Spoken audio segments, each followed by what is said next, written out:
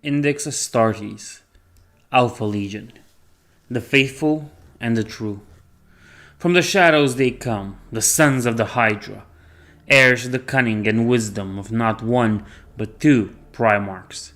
Though the fate of their twin sires is unknown even to them, the eyes of the Emperor are ever vigilant in their long war against the enemies of mankind. Masters of infiltration and strategy on the galactic scale, they scheme the downfall of all who threaten the Imperium. Theirs is the way of the informant, the hidden blade. But make no mistake, they are warriors still, and when comes the time to reveal themselves, they do so, with all the strength of the Astartes legions. They might cloak themselves in lies, but their hearts are true to the will of the Master of mankind. They care nothing that their deeds go unnoticed and unremembered. To them, duty is its own reward, and glory and illusion sought only by fools. Far from the eyes of the wider Imperium, they work tirelessly in the shadows, enacting the Emperor's great plan across the millennia. Even to their cousins, they are little more than legends, yet the emblem of the Hydra is known throughout the entire galaxy. To the servants of the Imperium, it is a symbol of hope, loyalty, an unyielding purpose. And, to its foes, a source of endless doubt and paranoia. Origins: the duality of war. The legend of the Primarchs is known throughout the Imperium, yet what most servants of the Emperor hold to be true is a sanitized version of reality.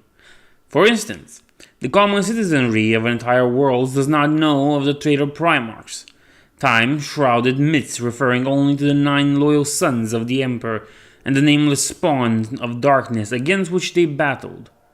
Even among those who know of the traitor Astartes and their foul progenitors, it is believed that there were 18 sons of the Master of Mankind.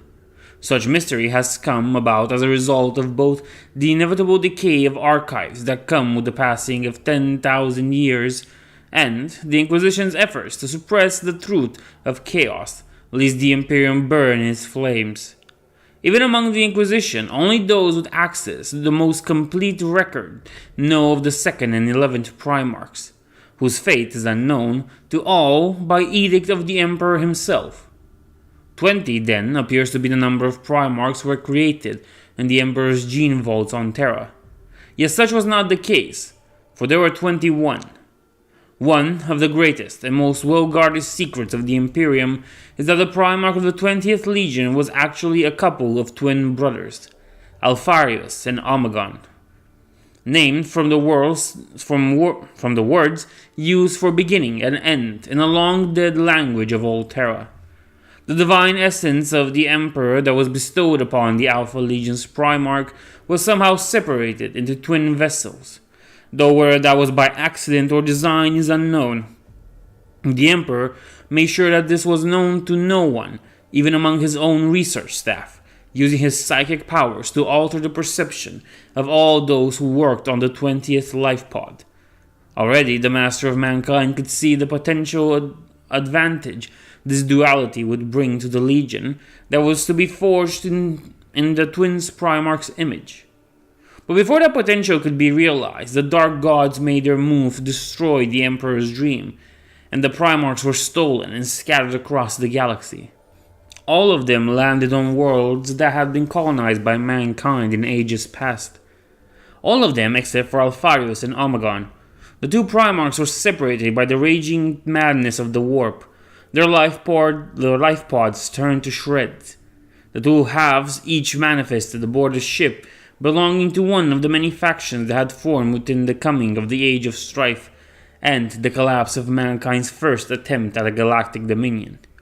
While the exact location of the 2 Primarchs' arrival has long since been lost with their own disappearance in the mists of history, it is known that they appeared in the fringes of the galaxy, where the stars are few and shine upon the ruins of many ancient Xenos empires.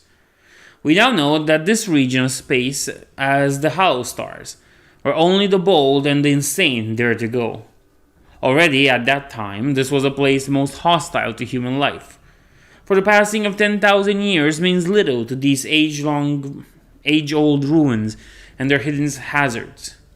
Yet, still a sizable human presence endured, though its people had wisely chosen not to live upon the world, and instead aboard massive migrant fleets, each thousands of ships strong and bound together by a circle of captains and representatives. It is believed that these fleets first came to the hallowed stars as explorers, but were trapped there when the age of strife began and warp travel became all but impossible, cutting them off from their homeworlds. Using the resources and technology they had brought, the exploring fleets managed to survive and even thrive, growing in size considerably. Yet the resources of the hallowed stars were scarce, and soon conflict had arisen between the different fleets. Conflicts that were further aggravated by the baleful influence of some of the Xenos artifacts that found their way aboard the human ships. By the time of the Primarch's arrival, what had begun as disputes over mining rights had developed into near genocidal hatred, with all but the two fleets among which the Primarchs appeared exterminated or absorbed into their own ranks. The one where Alfarius was found was called the Coalition, while the one where Omegon lived called itself the Federation. Or perhaps it was the opposite. Our records are unclear. These two fleets, which counted millions of souls and were more akin to nations unto themselves than fleets, were divided by the most bitter of hates, though none living remembered its roots. Wherever ships of opposing factions met, they fought, and no prisoners were ever taken. Both sides had demonized the other to the point that speaking against the ongoing conflict was considered treason and ground for summary execution. And yet, as the story of Alfarius and Omegon will prove, the two sides of this conflict were in truth all but identical. The first crewmen who found the two Primarchs were terrified of their sudden appearance. Both vessels had been in the warp transit at the time, and the crew knew all well the horrors that tend to appear while journeying through the Sea of Souls.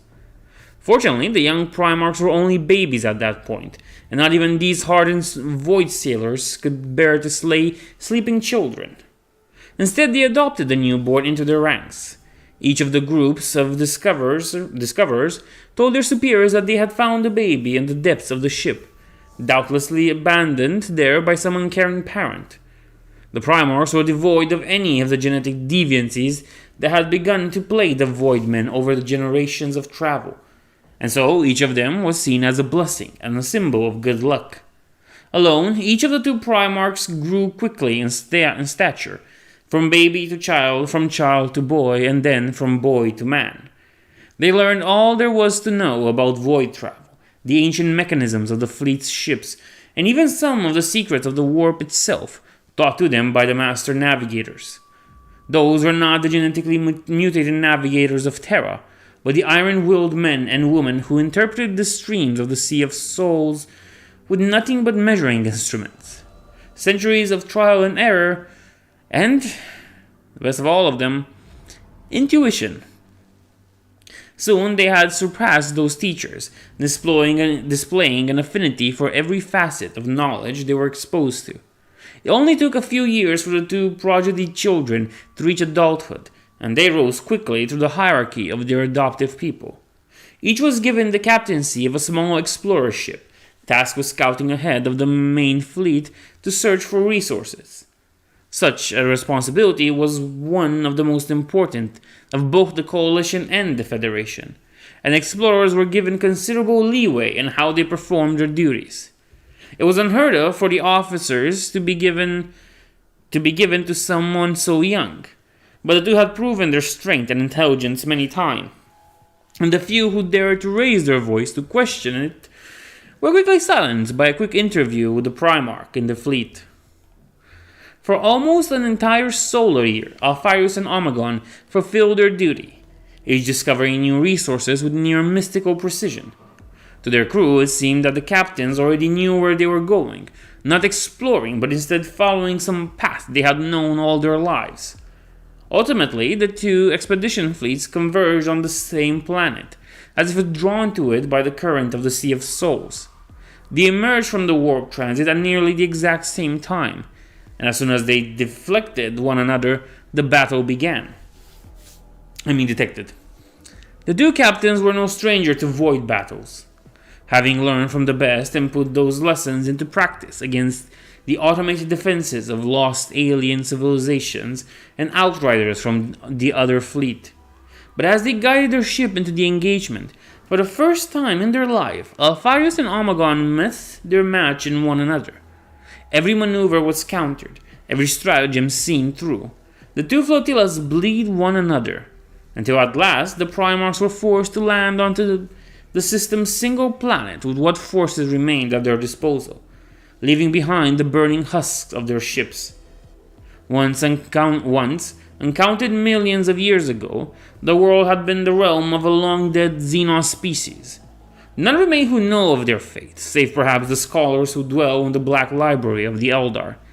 But Alpharius and Omegon came to their grave, driven by a conflict neither of them truly understood, and they marshaled the thousands of the soldiers and crewmen who had survived the descent along with them, and made war upon one another, amidst the bones of a fallen empire. Yet, just as in the void, the two Primarchs were evenly matched on the ground. Ambushes and feints were predicted and countered, and again the two armies met, clashed, and disengaged without any true gains being made by either side. And as blood was spilled on the ancient stones, ancient things, buried deep beneath the surface of the dead world, were roused to awakening. The fear, suffering, and death that always come with war fed the power of the warp, and in turn, the warp fed the old mechanisms left behind by the planet's previous masters. The ground trembled, and then erupted. Spindly limbs of crimson material emerged, followed by segmented bodies, each implanted with a crystal that pulsed with malevolent light. The monsters came in from all over the battlefield, and what had been another careful strike degenerated into utter confusion and mayhem as both sides found themselves attacked by a third party. The young giant saw one of his men caught by the monster's claw and torn apart, and it seemed that something passed from his corpse and into its killer, and suddenly the monster was faster than ever. He roared in anger and jumped towards the artificial beast, and his spear tore through its core and crashed point first into the crystal. Through the shaft, he felt something crack and was suddenly thrown into the air by an explosion of multicolored light that burned his eyes, even through the lenses of his helmet. He managed to roll back to his feet and saw that the blades of his spear were now glowing with a different kind of light. One that was also uncomfortable to look at, but seemed different somehow. Like something important, vital even, had been taken from it and replaced by something beyond the ken of humans. Cracks ran around the double-bladed weapon, glowing with a pale, cold light. He swung the relic weapon around, and found that despite the apparent damage, its weight was still the same as the day he had picked it up among the ruins of another world, at the beginning of his captaincy. He would need to investigate this later. And then he saw him, and his train of thought came to a crashing halt. His body continued to move and avoid the blows of another construct, solely thanks to his supernatural instincts. Among those he had been trying to kill minutes ago, there was now a warrior standing head and shoulders above the rest of the coalition's men, wielding a sword and pistol that had clearly been manufactured, especially for his oversized hands. In that moment, he knew that the other had seen him too, and that the same thoughts were coursing through their minds. It was like looking at a mirror. Recognition blossomed amidst the madness of battle, and when their eyes finally tore from one another to look at their surroundings again, they found their perspective greatly changed. Neither of them could see the differences between their men anymore, not when faced with the abomination emerging from the ground. They were, all of them, humans. The emblems of the Federation and Coalition were nothing compared to that. Together then, thought the giant, in his hand the spear seemed to react to the thought, and as he returned to melee, a terrifying howl rose from the alien weapon, one that made the humans on the battlefield recoil, and the constructs stop in their tracks before swirling in his direction. "For mankind," he shouted. "For mankind," replied the other giant, who ran towards him, blocking a blow from another creature that would have severed his head. "For mankind," came the cry again, from one man, then 10, then 100, then 1,000, then from the whole armies as they stood back to back against the constructs. On that nameless world, Alpharius and Omegon met for the first time since their separation in the warp, and fought together against the legacy of evil left beneath its surface. Their men, who had lived all their lives told to despise and kill each other, were drawn into that union, and soldiers who had tried to butcher one another minutes ago saved the lives of their sworn enemies. United they stood and destroyed the assailing constructs. When the last of the Xenos weapons fell, a hesitant silence arose. All wondered who would be the first to succumb to the impulse of a lifetime of conditioned hatred, reinforced by the many atrocities each side had inflicted upon the other. Yet as the minutes ticked by, no one moved to strike.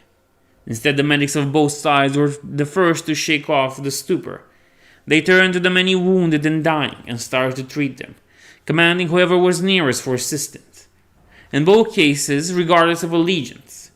Again, some hesitated, but the two leaders, whom the soldiers found they could hardly tell apart now that they stood together, gave the order to comply with the medic's command. And soon the two armies were working together once more to save the lives of their wounded comrades. Despite their best efforts, thousands more died of their wounds, but thousands still remained, stranded on the planet with no apparent way of escape. Alpharius and Omegon led the survivors back to the crash site, and for several months they worked together, using their scrap of genius and knowledge they possessed between them. Finally, they managed to return a pair of vessels to life and lift it off the surface of the planet.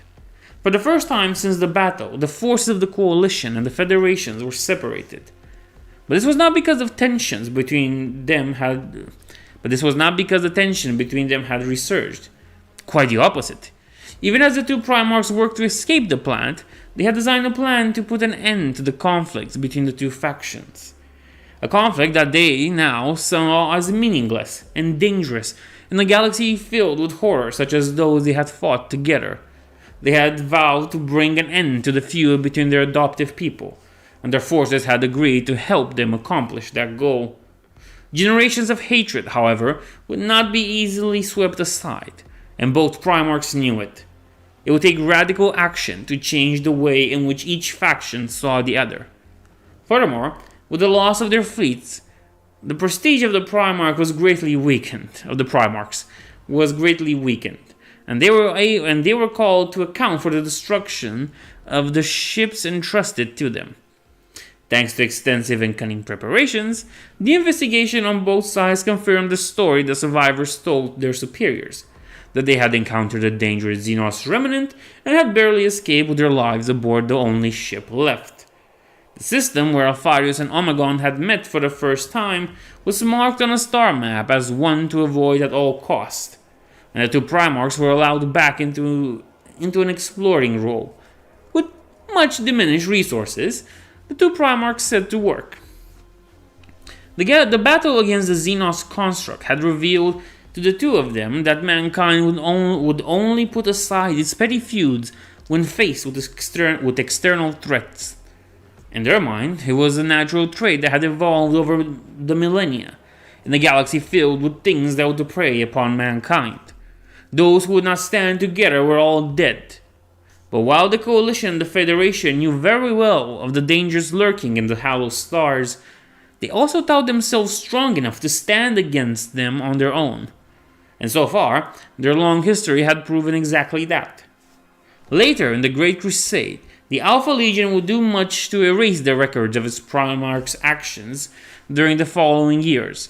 Whether this was to protect the secrecy with which each legion cloaked itself, or out of shame, none can say, not even those who bear its mark today. but enough lore remains to indicate that Alpharius and Omegon employed every method at their disposal to put an end to the feud between their adoptive people. Blackmail, sabotage, character, and outright assassination. They used all of their Primarch intellect to bending the Coalition and Federation to their will. But even that wouldn't be enough to truly change the mind of their people. Within a few years of returning from their first expedition, the two Primarchs were the official leaders of their respective factions, having their agents in the highest circles of command. On the outside, they were mere military leaders, albeit ones of tremendous skill and authority. Under their influence, skirmishes between the two factions had all but died down, with information being secretly exchanged to prevent flotillas from encountering their enemies during exploration. At the same time, the agents spread out across the civilian population.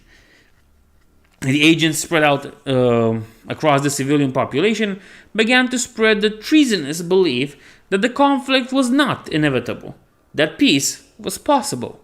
But the ancient grudges remained strong, and in order to sweep them away, the twin Primarchs committed an act that even the most open-minded and radical Inquisitor of today would agree was vile, if perhaps cruelly necessary. In secret, Alpharius and Omegon arranged for the main fleets of their people to come into a pair of systems, which were both very close to a third star. Each of the systems was connected to the third by a warp route of exceptional stability, something that was believed by the Primarch's agents to be the deliberate work of an ancient Xenos civilization who had once claimed all three stars as his domain. As the fleets exited the warp on the system's Mandival points and went further, hoping to refuel at the local star, the agents set ahead by the Primarchs deliberately activated long-buried automated defenses, sacrificing their own lives to spring a trap around their own people. Across both systems, aeons-old ships, crewed not by the living but by ageless abominable intelligence, emerged from their slumber. These fleets, recognized the human ships as intruders upon their master's realm and immediately attacked, with those not in the know caught completely unaware. The Primarchs were able to simulate panic, and both human fleets fled from the system in which they were attacked, using the stable warp routes to converge onto the third star, with the automated ships pursuing them. While the first two systems had been where the ancient Xenos had built their technology, the third only hosted a single temple world, where the aliens had laid their dead to rest and conducted their worship of their ancestors.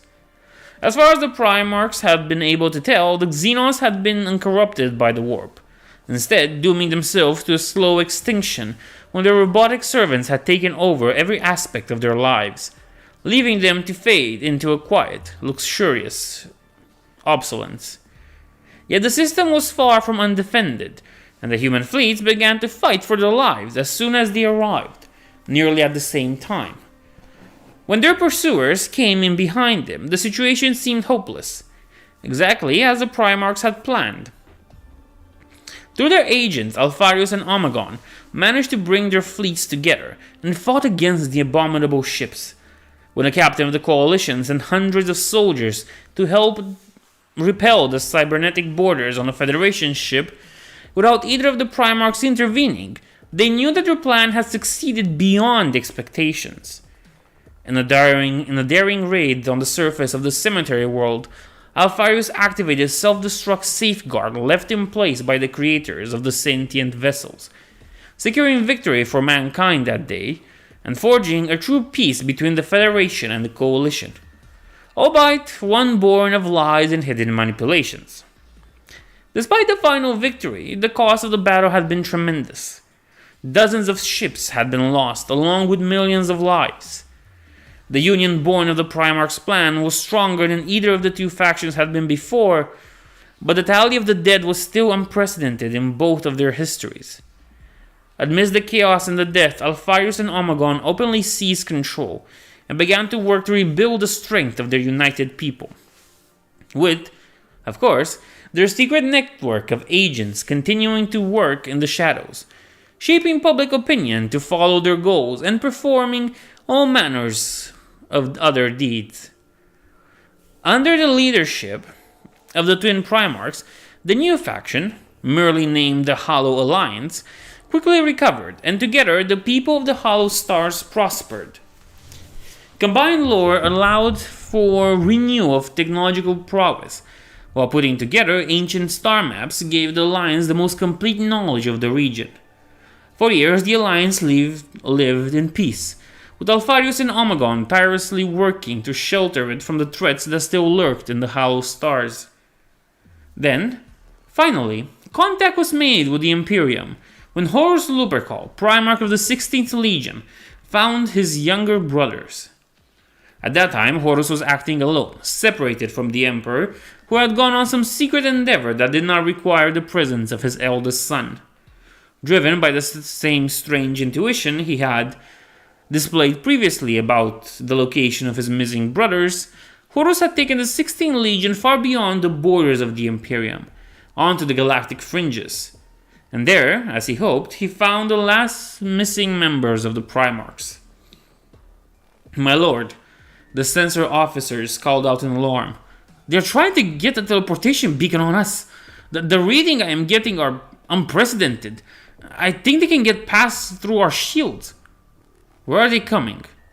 asked Horus, his voice calming the panic that was beginning to spread across the bridge. "Right here," replied the human.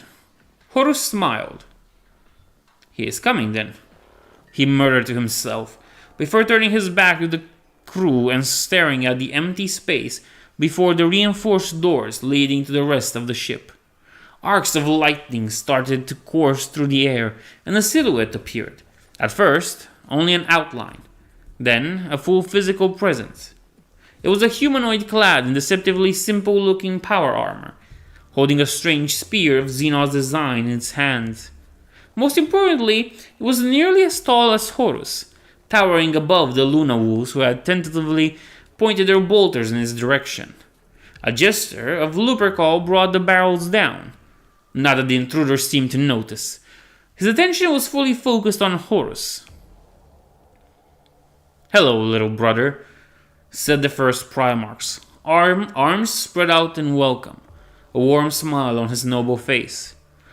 "I am Horus, son of the Emperor of Mankind. I come here to reveal to you your destiny. What is your name?" The intruder rose, his left arm, and took off his helmet, revealing eyes filled with intelligence who missed nothing of the sight presented to them. There was a resemblance there with Horus's own face, one that only confirmed the intuition that had brought Lupercal to the system.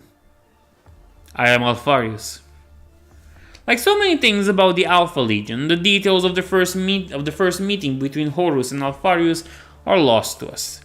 It is unknown if Horus met with the true Primarchs, or if Alpharius and Omegon sought to keep their twin nature secret from their brother. Regardless, Horus quickly befriended Alpharius, admiring the work his younger brother had done with the Alliance. The first Primarch had not believed it possible for mankind to survive in the Hollow Stars, let alone prosper as it had under Alpharius' leadership. Then Horus told Alpharius of the Imperium, the Great Crusade, and the Emperor's dream. To Alpharius, the Imperial truth seemed the logical extension of his own actions and beliefs, and he readily accepted to travel to Terra and meet with his father. Yet he was also loath to abandon the Alliance, even though he had ensured that there were many other capable leaders in its ranks. Horus offered to take the entire fleet with him, for though the Alliance was mighty, it still paled into insignificance next to the scale of the Imperium. The people of the Alliance accepted immediately, eager to return to the home of their ancestors, their long sojourn into the darkest stars ending at last. Once the fleet reached the Sol system, and Alpharius Omegon knelt before the Master of Mankind, returned from his own secret mission, the Alliance was dissolved, becoming now what is known as the Coils of the Hydra. The Coils of the Hydra. In the Imperium, rogue traders are figures of legends, wielding power and freedom far beyond the common citizens. Many Imperial officers have cursed their existence over the millennia, seeing them as unpredictable elements who are all too likely to turn renegade or outright traitorous. Even among those, there are few who dare question the Emperor's decision of creating such an elite and isolated caste of his servants. But those who do can find the answers to their doubts in the accounts of the Great Crusade. When the Age of Strife ended and the Emperor began his work of conquest, he encountered many lesser lords of the stars, leaders of their own spacefaring armadas who have survived through the Age of Strife by cunning and ruthlessness alike. These individuals were, for the most part, ready to join the Imperium. Indeed, some had been searching for a way back to Terra for generations, but their fierce independent streak and the unique forces under their command, gathered through centuries of wandering the stars, made them unsuitable for integration into the Imperial army. Many even had Xenos mercenaries in their employ, or used technology that wasn't hallowed by the tech priests of Mars. At the same time, they were far too useful to simply disregard, for the Great Crusade needed all the assets it could find in order to fulfill the Emperor's vision of a united galaxy. And so, the Master of Mankind created the office of Rogue Trader, individuals tasked with exploring the stars beyond the Imperium's borders, granted enormous freedom from the Empire's law as long as they remained loyal to the throne. The first Rogue Traders wandered the galaxy as they wished, sometimes leading their strength to the expeditionary fleets. Some bloodlines, for the mandate of Rogue Trader is hereditary, something that has caused some rather intense succession crisis over the years, forged bonds with the Legiones Astartes. At that time, bonds that are often still strong today. The tradition continues today, with Rogue Trader mandates being granted to individuals who are judged to be dangerous for the Imperium if they remain within its borders, while at the same time too useful or too well connected to simply execute. Such was the case with the creation of the Coils of the Hydra. The Hollow Alliance Alfarius brought with him to Terra was a vast fleet greater than any individual armada of the Great Crusade, save perhaps for the one of the Emperor himself took when he left Sol for the first time at the end of the Age of Strife. Keeping it together within the Imperium's borders would have been a logistical nightmare, and the Alliance also possessed much technology it had gleaned during its sojourn into the Hollow Stars. Technology the Mechanicum would have both loved to obtain and declare techno-heresy. In order to solve all of these problems, the Emperor declared that the Alliance would be divided, each flotilla placed under their own command of a single individual whose bloodline would be bestowed the mandate of Rogue Trader. All those who were chosen were among the agents of Alfarius, as were their inheritors, in a chain that has continued to this day for the surviving bloodlines. Those Rogue Traders who belong to the Coils of the Hydra do not advertise their link to the Alpha Legion. Indeed, they do all they can to keep it secret, even from their own servants, while they perform the typical actions of a Rogue Trader. Exploring, colonizing, and commercing, they also constantly gather intelligence for the 20th Legion. Each Rogue Trader belonging to the Coils has an extensive network of informants under his command, and everything he learns is reported back to the Legion. They are no longer inferior to the sons of Alfarius. Over time, the bloodlines have developed the independence and stubbornness common to those of their rank. But the oath sworn by the ancestors still hold them, and the relationship is a mutual beneficial one. The Coils have access to some of the Legion's own network, and they are able to call upon the Alpha Legion for help in difficult situations. They typically avoid to do so in as much as they can, for the Coils have some sort of competition among them. They seek to be the most use to their legionary patrons, while also calling upon them the less. Each bloodline keeps extensive and heavily encrypted records of every interaction with the Alpha Legion.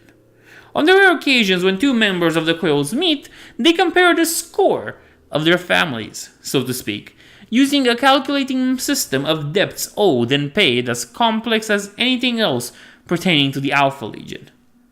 they appear to take it very seriously, to the utter puzzlement of all inquisitors who have ever learnt of their strange custom. The Great Crusade. Redeemed and Ascended. Ave Imperator. Rumored to be the entirety of Alpharius' speech to the Alpha Legion upon taking command. From its inception, the 20th Legion was shrouded in secrecy. Like the 6th and the 18th, its members were kept isolated from the rest of their kind, transformed in different gene forges and trained away from prying eyes. In later years, it was revealed that the Emperor had a specific purpose in mind for each of the three foil. The Space Wolves were to be his executioners, and served well in this role, until their pride and paranoia drove them to madness. The Salamanders were shaped to be the vanguard of his armies, forging a path ahead for the rest of mankind to follow. But Vulcan's bitter ambition shattered that dream. Of the three foil, only the 20th Legion remained loyal to the Emperor in the end, but none can be quite sure that the role they ultimately assumed was the one the Master of Mankind intended for them. The process of creating a Space Marine Legion was incredibly complex, and requires resources that are now lost to the Imperium.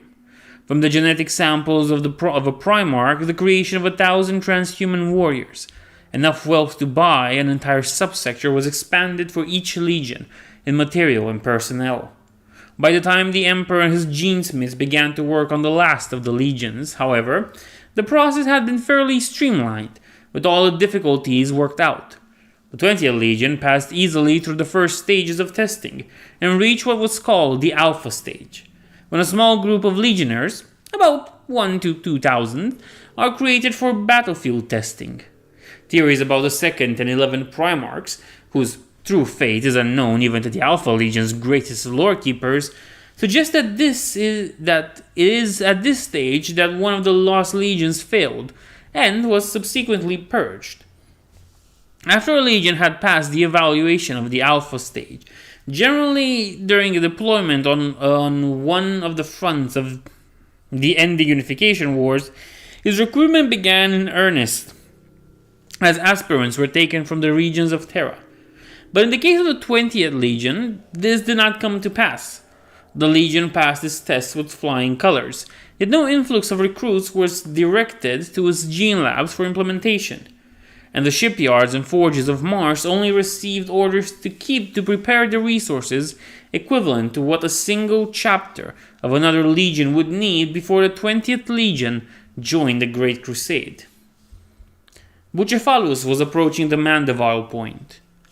All around the Titanic vessel, the greatest fleet ever gathered by mankind since the Dark Age of technology, awaited the signal to enter the warp and begin the Great Crusade.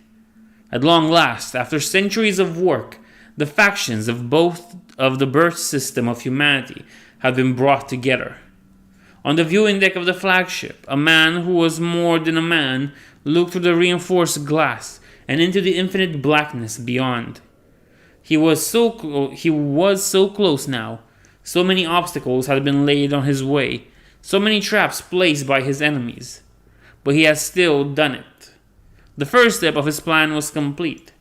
Mankind's home world had been dragged out of the darkness. The specter of complete extinction was all but banished now. It had been a close thing, he mused, far closer than anyone would ever know. If not for the deeds of his youngest grandchildren, everything he had worked so long to achieve would have been turned to dust. They had paid a terrible price for that victory, though one that he could not repay them. They had been the saviors of his dreams, but their future had been destroyed by the very powers they had prevented from burning mankind's own. But that his enemies had been desperate enough to resort to such means told him that he was in the right direction. He would find his stolen sons and return them to his side, where they belonged. Together they would build the Imperium of his vision, and he would free the Imperium from the corruption of the Empyrean. We shall yet be free, declared the Emperor of Mankind to the uncaring void, his eyes fixed on the light of the stars shining in the darkness.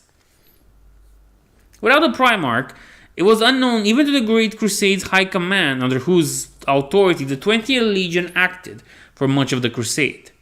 Rumors attributed their command to Horus, Malcador the Sigillite, or the Emperor himself. A few outlandish and likely traitorous sources even claimed that they were working for the first Primarch to fall traitor, Lionel Johnson. Certainly, the authority codes the legionnaires produced whenever confronted were those of the highest rank.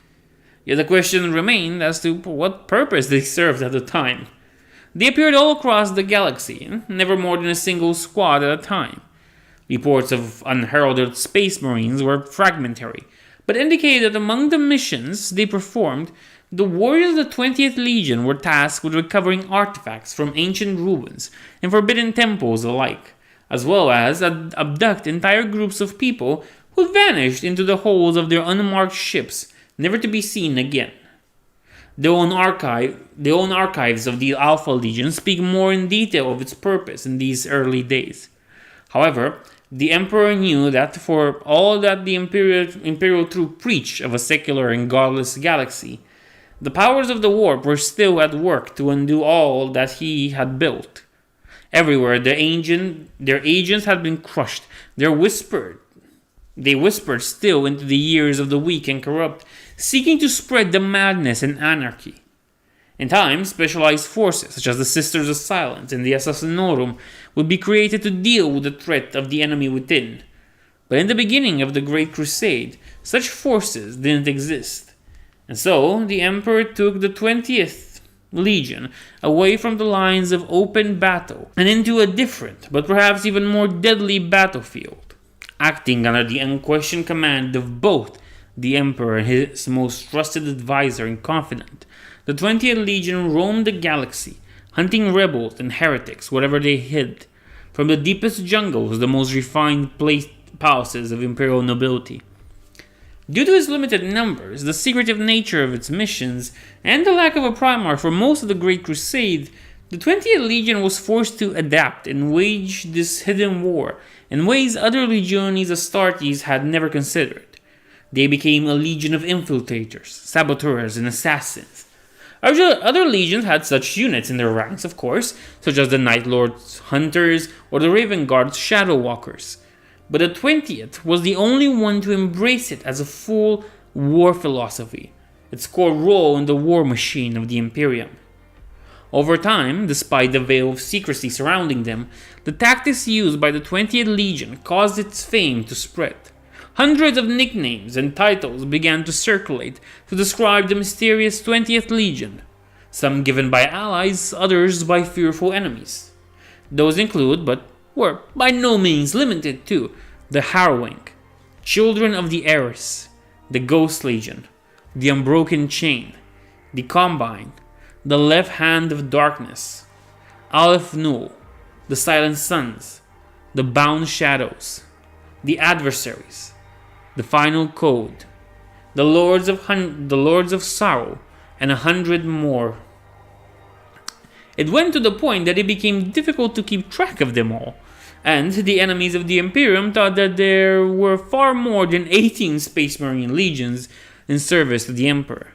The 20th Legion was never issued a formal name by the Emperor either, nor did they take on one of their own, as other legions did.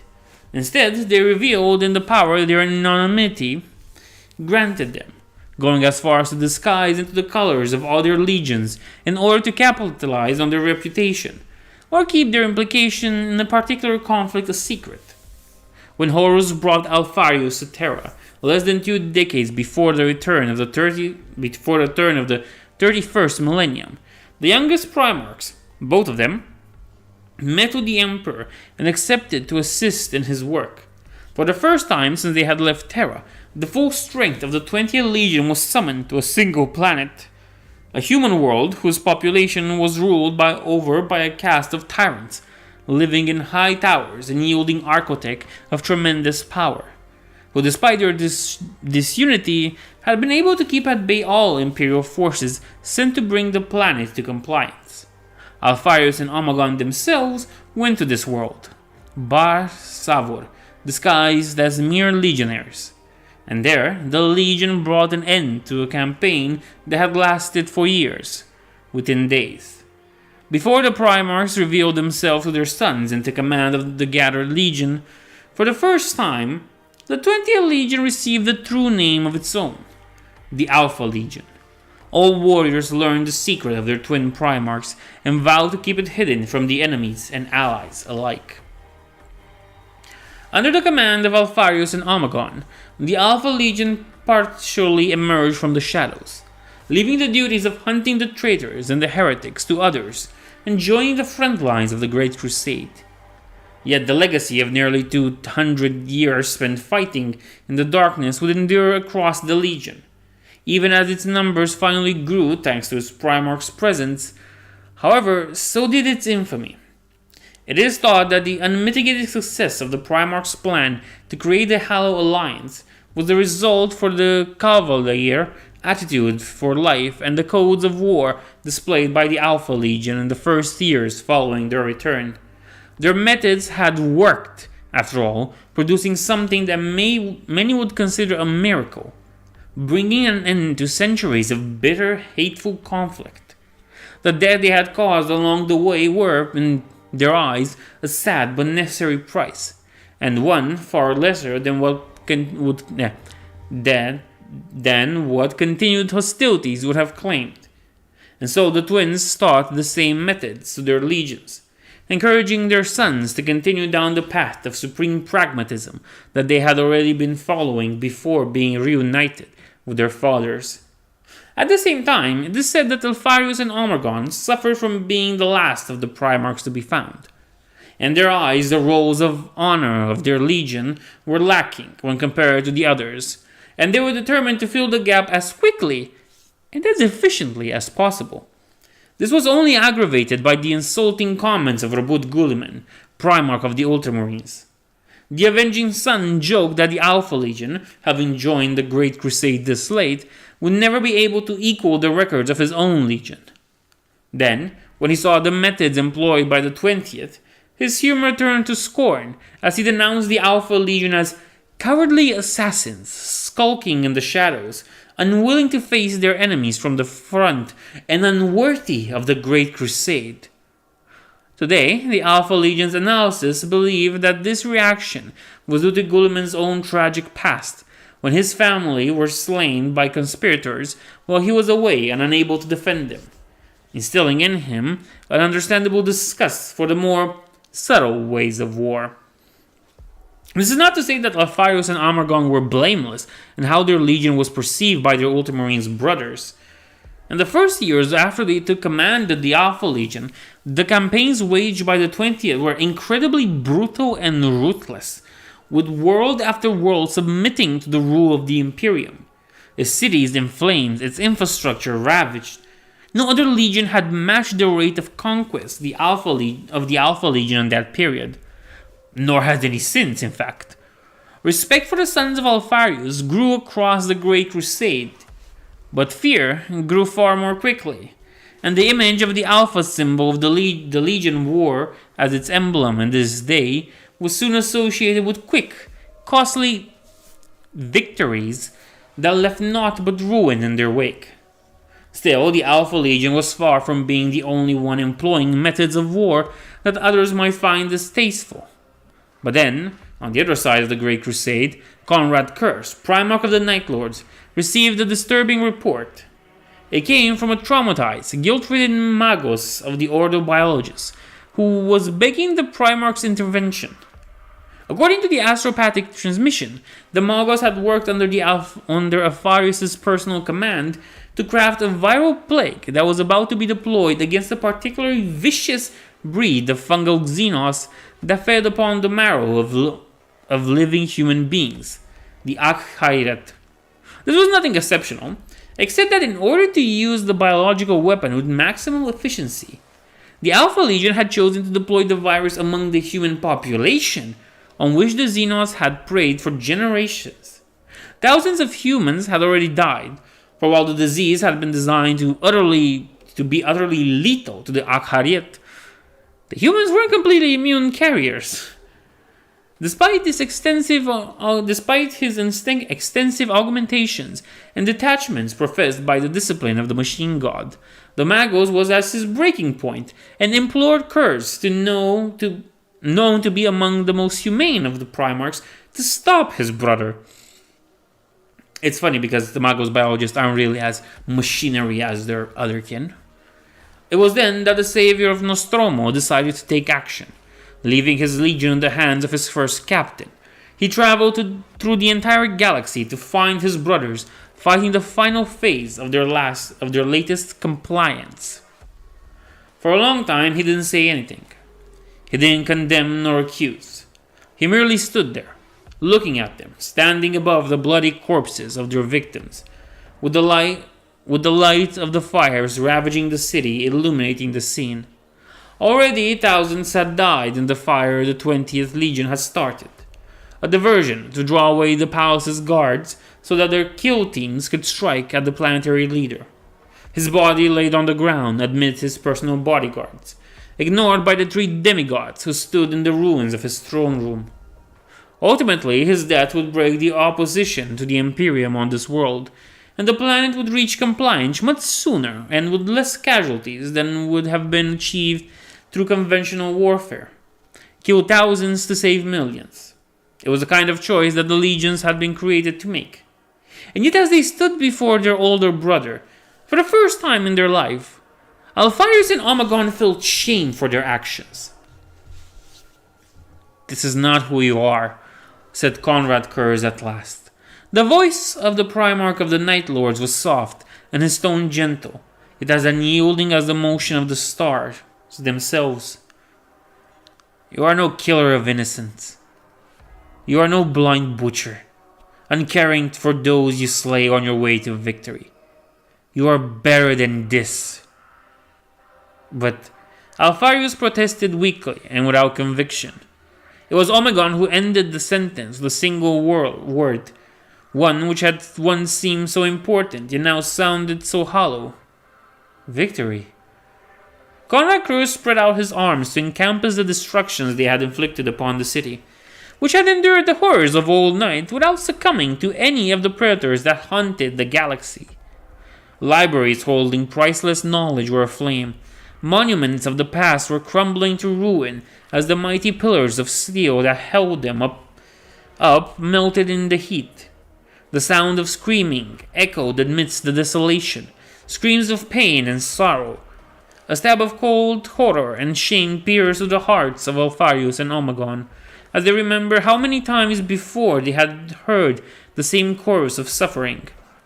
There was something about the savior of Nostromo's presence that pierced through the armor of necessity they had built around their soul, dragging a sense of empathy they had thought they had discarded long ago back into the light.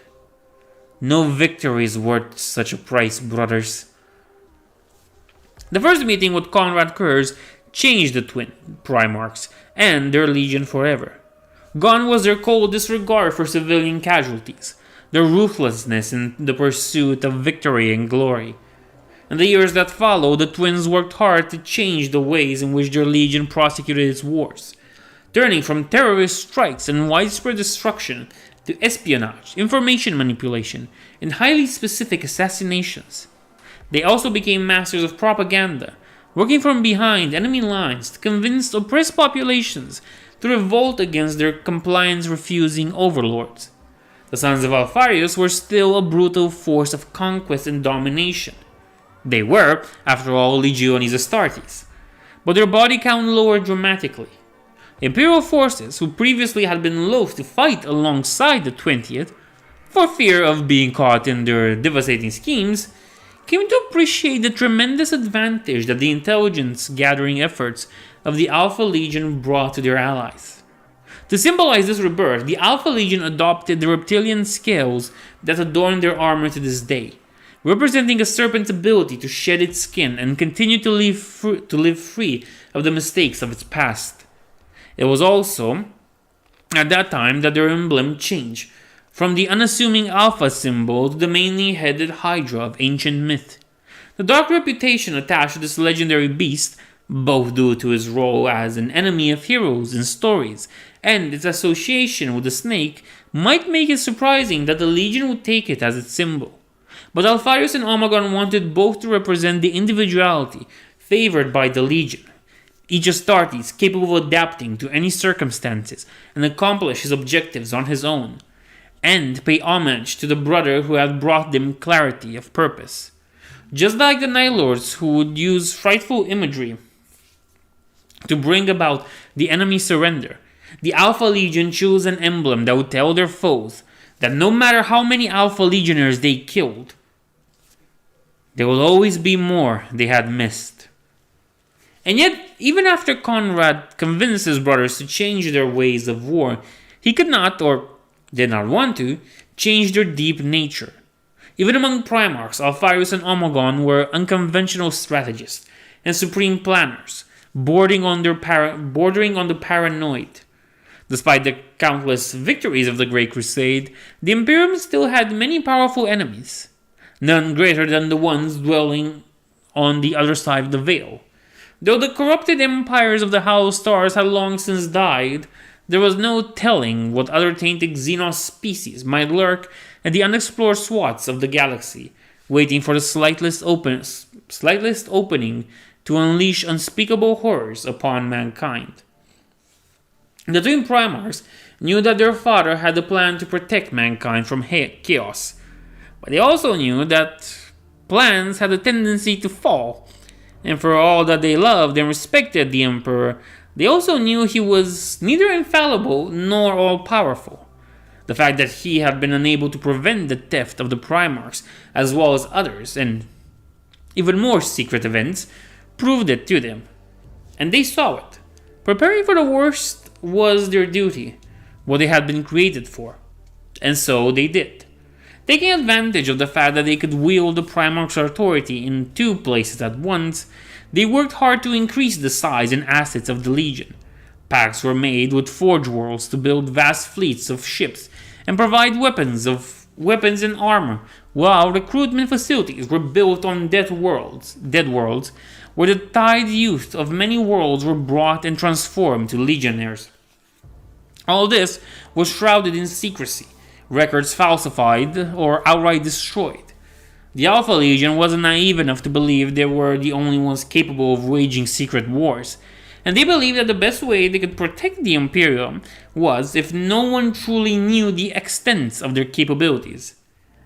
Sadly, this paranoia proved justified in the end. The Turian Primarchs sent envoys to the Iron Warriors to learn the art of siegecraft and fortress building from the 4th Legion's warsmiths. They sent their most gifted librarians to Prospero, asking to share in the accumulated wisdom of 1,000 suns. Those sent to the Night Lords perfected their stealth and psychological tactics, and learned much from the humane creed of the Sons of Nostromo. And so it was for every legion, save for the Ultramarines, for Alpharius and Omegon remembered well Guilliman's scorn, and Conrad's words had done nothing to appease their quiet anger at their brother. To themselves and their sons, they claimed that it was because Guilliman's legion had nothing to teach them. The logistics and statecrafts the 13 was famous for were of no use to a legion fighting in the shadows. But Conrad and Horus were aware of the truth, and worried at what such tensions between Primarchs might cause in the future. None of these students grew to surpass their masters, but they were all considered great and accomplished in their respective disciplines by the time they departed and returned to their own legion, to share what they had learned, of course. The legions with whom this exchange was made were all glad to welcome the sons of Alpharius and share what they knew, for they were all proud of their unique skills, and the envoys were careful not to anger them. The bonds that were forged then would prove most valuable in later years, and become the foundation of the secret channels between the Hydra-marked warriors and their cousins. Not all of these bonds survived the onset of the heresy, however. The Imperial Fists had first welcomed the envoys of Alpharius in their ranks, appreciating the ruthlessness displayed by the Alpha Legion in the prosecution of its wars against the Xenos menace, even if they thought the other tactics employed by the 20th were questionable. In their pride, the Sons of Dorn had thought it their duty to teach the youngest legion how to fight a proper war. They had shared their assault tactics and their skills with the blade, and when the envoys had returned to their own legion, Dorn himself had presided over a tournament in which the sons of Alfarius had performed very honorably. Then came the Avalon Compliance, where the Imperial Fists and the Alpha Legion, and of course the Luna Wolves, we can't forget those, were brought together under the Emperor's own leadership. By that point, the lessons taught by Conrad Kurz had spread to the entirety of the 20th Legion, and its approach to warfare had changed dramatically.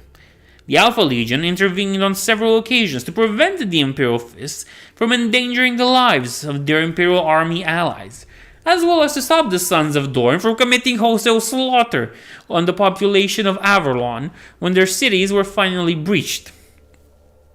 If we are to survive, we must be united by something more than our hatred. Otherwise, when all the stars are ours and all our enemies are slain, we will have become monsters worse than anything we will have fought. Attributed to Primarch Alfarius during a heated discussion with Rogol Dorn that eventually required the Emperor's personal intervention to avoid bloodshed during the Avalon Compliance. When Horus was made War Master, the Alpha Legion applauded the decision. Alfarius himself journeyed to Ulanor in secret and vowed his loyalty to his brother. With so many of his brothers bitter at the Emperor's choice, including Guilliman, Lupercal rejoiced for the support of the Alpha Legion. Even so, he promised that he would attempt to collar the 20th, knowing that they had their own way of war and that even he would find it difficult to integrate them into his plans. Another instance where the Alpha Legion grew distant with one of its sister legions was with the Space Wolves. When the Emperor called for the Council of Nicaea, Alfarius publicly sided for the continuation of the Librarius, arguing that Psykers were necessary to fight against some of the alien breeds that threatened mankind. The Sisters of Silence were not numerous enough, he declared, to take on the duty alone, and given the rarity of the pariah gene, it was unlikely there would ever be enough of them. What truly shattered any bonds of brotherhood that might have existed between Russ and his youngest brother, however, was when the envoys of the Wolf King had welcomed in his legions produced footage captured from their helmet cams during battle alongside the 6th Legion.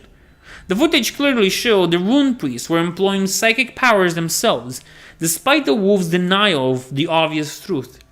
All the rune priests' claim about the blessings of Fenris were useless against such evidence, and Russ cursed Alfarius, accusing him of betraying his trust. Lying to yourself will be your undoing, brother. Attributed to Primarch Alfarius, said to Primarch Leman Rus during the Council of Nicaea. When Russ left the council, with Magnus's equally wounded nigh unto death at the foot of his Primarch, Alfarius worried about what path his brother would take. While the Emperor had already ordered that a group of his custodians would accompany the Wolf King to ensure his compliance with the edict, Alfarius also secretly sent a small group of his own warriors, tasked with following the 6th Legion, and report their activities. However, no word was ever received from them, and their fate remains unknown to this day. It is likely they were somehow discovered, perhaps using the Xenos technology the wolves claimed during the errands, and then slain by the rout. But Alfarius and Omegon had other concerns on their minds than Russ at the time. The Great Crusade continued, and a new world had been chosen by the Legion to be brought into the Imperium, the human world of Nurth. The two Primarchs learned all there was to know about this world. As was their wont, however, not even them could have predicted what would take place upon the planet, or how it would shape the Legion's entire future. The Battle of Nurth, Truth and Deceptions. The Cabal. The long war that opposes the Imperium to the traitor legions and the other servants of the Dark Gods is but the latest phase in a conflict that has been raging for tens of millions of years. Ever since the war in Havens, between the Old Ones and the Necrontyr threw the Imperium out of balance, the Chaos Gods have been hungering for all souls in the galaxy. a spiritual cancer seeking to infest the entire body. Soon, after the war in the heavens ended with the extinction of the Old Ones, the shattering of the Catan, and the Necrons going into stasis at the command of their supreme ruler, the Eldar spread out and conquered the entire galaxy. Through the psychic powers, they created spiritual constructs that protected their souls from the corruption polluting the Empyrean, the pantheon of the Eldar gods. Through it, the favored children of the Old Ones, as they then presented themselves, were safe from the hunger of the primordial annihilator and could even return from death with ease.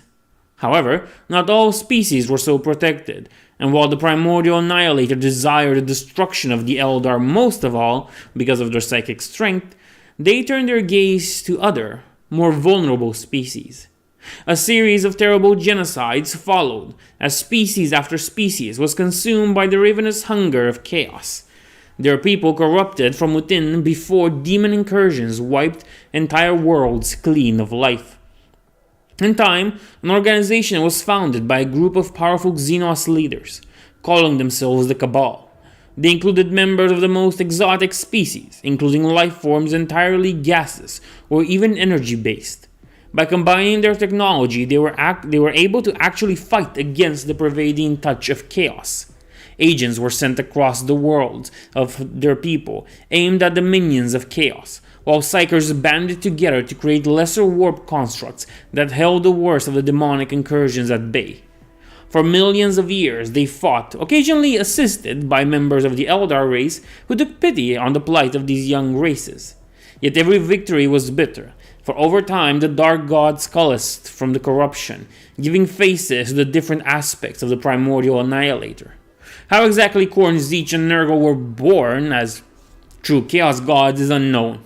The creation of Slaanesh is well documented elsewhere in the Legion's archives, but what species, if any, crystallized the emotions that fed the three other chaos gods is a complete mystery. Regardless of its cause, their emergence marked the beginning of the end for the Cabal species. One by one, they were snuffed out until only the Cabal itself remained, forced into a nomadic lifestyle to avoid being caught by the agents of the ruinous powers. Yet still, they did not give up. Over the eons, the Cabal had gained great power and knowledge. The pinnacle of both was the Acuity, a device that combined the divinations methods from a dozen member species in order to gain a perfect image of the future. By using it, the Cabal foresaw mankind's rise to prominence in the galaxy, and the fact that our species' fate would be linked to that of chaos itself. In the lair of the Cabal, a plan was hatched to bring an end to the primordial annihilator once and for all. Or at least, that's what it began its existence as. Earth was a desert world, discovered by the 670th Expeditionary Fleet. Its population, which had barely managed to retain minimal industrial capabilities by the time of the Great Crusade, reached the world, ferociously opposed integration into the Imperium. They had long forgotten their origins as children of Terra, and their cultural myths warned them that the coming of outsiders onto their world would be the sign that the evil that roamed the universe had found them at last, and would not stop its attacks until they were all destroyed. Despite its low level of technology, the population had managed to hold Imperial advances for months, until a combination of guerrilla tactics, sabotage, and taking advantage of the planet's endemic sandstorms. But the true threat to the Imperium, the reason why even after several months of bloody campaign, the only thing Lord Commander Ten Namaritia had shown as a result was a cohort of destroyed Titans and far too many corpses of Imperial soldiers, was that the Nurithian had sorcerers on their side. The population of Nurth had been corrupted by chaos during the long night, offering sacrifices to dread powers in return for the strength they had needed to survive. The priest of Nurth, the priest of the Nurithi, had gained mastery over the elements, becoming able to summon lightning storms and from clear skies. You know what I mean, summoning lightning storms from clear skies. Aerial support was denied to the ground forces and any obvious target, such as Heavy Column, was destroyed within hours of being detected by the enemy. The Noriti were also excellent warriors, fanatically dedicated to the preservation of their culture against the Imperium. In many ways, this made Nurth the perfect battlefield for the Alpha Legion, likely the reason why Alfarius and Omegon chose it as their next conquest. The armed forces deployed on Nurth were, of course, unaware of the existence of chaos. High Command suspected that the strange air magic possessed by the locals was somehow psychic in nature, but the Geno 5-2 Chiliads, the Imperial regiment tasked with the conquest, a battle unit whose venerable history went back to the Unification Wars, only Psykers were too weak and specialized in their powers to be able to fight against it. The librarians of the Alpha Legion, however, detected it at once, but through the human sacrifices offered in their temples, the Noritian priests had more raw physical power at their disposal than legionaries. And a mere assault under the cover of librarians would not work. Each of the Noritian cities had been approached by stealth, as priests slain so that their esoteric defenses would be breached and more conventional assault launched. Even that would be difficult, for the Norenti had many warriors keeping watch over their walls, and they were well trained in the arts of infiltration themselves. That meant the Noreti had to be distracted, and in order to achieve that, Alfarius and Omegon had no choice but to use the Imperial army as bait, deliberately modifying orders so that patrols would be caught outside their fortified camps after dark, time and again. At first, the Norenti were surprised and did not strike. Then they took the bait, and the first city fell to Bolter and Chainsword, though not without hundreds of Imperial soldiers dying in the nighttime ambushes, struck down by Noretian blade or burned to ashes by sorcerer's lightning. The first city to fall in that way was Tel Utan, and Omegon himself led the strike team that infiltrated its temple and set it ablaze once the priests had been eliminated, cast into the fires of their own sacrificial pyres. Even in those early days, the Alpha Legion could be vindictive. Tel Utan fell, but its population fought to the death, with such fanaticism that no prisoners were taken from the civilians. Omegon departed the city, taking with him his Efreet squad, but on his way back to one of the Alpha Legion's many bases of operations on Earth, he encountered a lone man, wandering through the burning desert with barely any of the equipment required for such perilous journey. The man was John Grammaticus, a powerful psyker, once a soldier of the Unification Wars, now a former agent of the Xenos conspiracy known as the Cabal, on the run from his former masters. Where, wondered John Grammaticus, had it all gone wrong? A few months ago, he had been an agent for a conspiracy aimed at saving the galaxy from cosmic entities feeding on suffering by setting up his own species' violent extinction. He hadn't been happy about that, far from it, but the Acuity had shown him that it was the best possible outcome, not just for the galaxy as a whole, but for all his species in particular. He might be young for a perpetual, but even he understood that death could be a mercy. Yet here he was, fleeing from his former masters, knowing full well that they could find him no matter how far he ran. The Acuity, he decided, it had all begun to go wrong there. Somehow, the Primordial Annihilator had gotten to the Cabal's predictive abilities and managed to twist what the Acuity showed to serve its own designs. He had believed in what he had shown at first, but then something had begun to nag at his mind. Some details of the visions of the Acuity had shown him. Minor things that only his subconscious had picked up. He had started to doubt the plan could succeed at all. Doubted that mankind's death would truly drag chaos into oblivion. In fact, he had even begun to doubt that Guilliman would truly do as the Acuity showed and destroy mankind in the first place, should he emerge triumphant in the coming civil war. He had read reports from those tasked with observing the avenging sun, and it didn't seem that the spark of nobility that was supposed to trigger his genocide of the human race was still in him at all. John had tried to investigate then. He had spied on his own masters, seeking a sign that they were aware of what was going on, that they had been kept in the dark about a change of plans, for reasons they would surely explain one day, with their typical unbearable smugness, of course. But that wasn't what he had seen. Instead, he had seen some of the Cabal leaders, entities who had led the fight against the Primordial Annihilator for thousands of years, met with the slaves of the very same Primordial Annihilator. He hadn't recognized them. They were unlike any alien he had ever seen, but there had been no mistake the aura surrounding them. They had radiated violence, cruelty, and cunning, and their language had burned into John's brain as he listened in. Then they had found him, and everything had gone to hell. In the end, he had run all the way here, passing from ship to ship and identity to identity, until he had reached this accursed ball of sand. The last thing he had been able to glean from the Acuity before it had turned into a nightmare that had been that, no matter how everything else had changed, the Alpha Legion was still the key to the outcome of the war. He had no idea what he was going to do now. He had barely escaped the accident at the starport, and his escape vehicle had died on him hours ago. In the middle of that accursed desert, of course. He was fairly certain he had already died of thirst 2 times, and he wasn't looking forward to the third. He had no plan, no way to reach the Primarch, let alone convince him he wasn't as delusional madman with a strange ability to return from death. All he had was the knowledge that he had to do something, or else all would be lost. In fact, he mused a lot. He mused a lot of someone's would have to do a lot of some things to avoid the worst case scenario. And he had seen the worst case scenario. That was the one accursed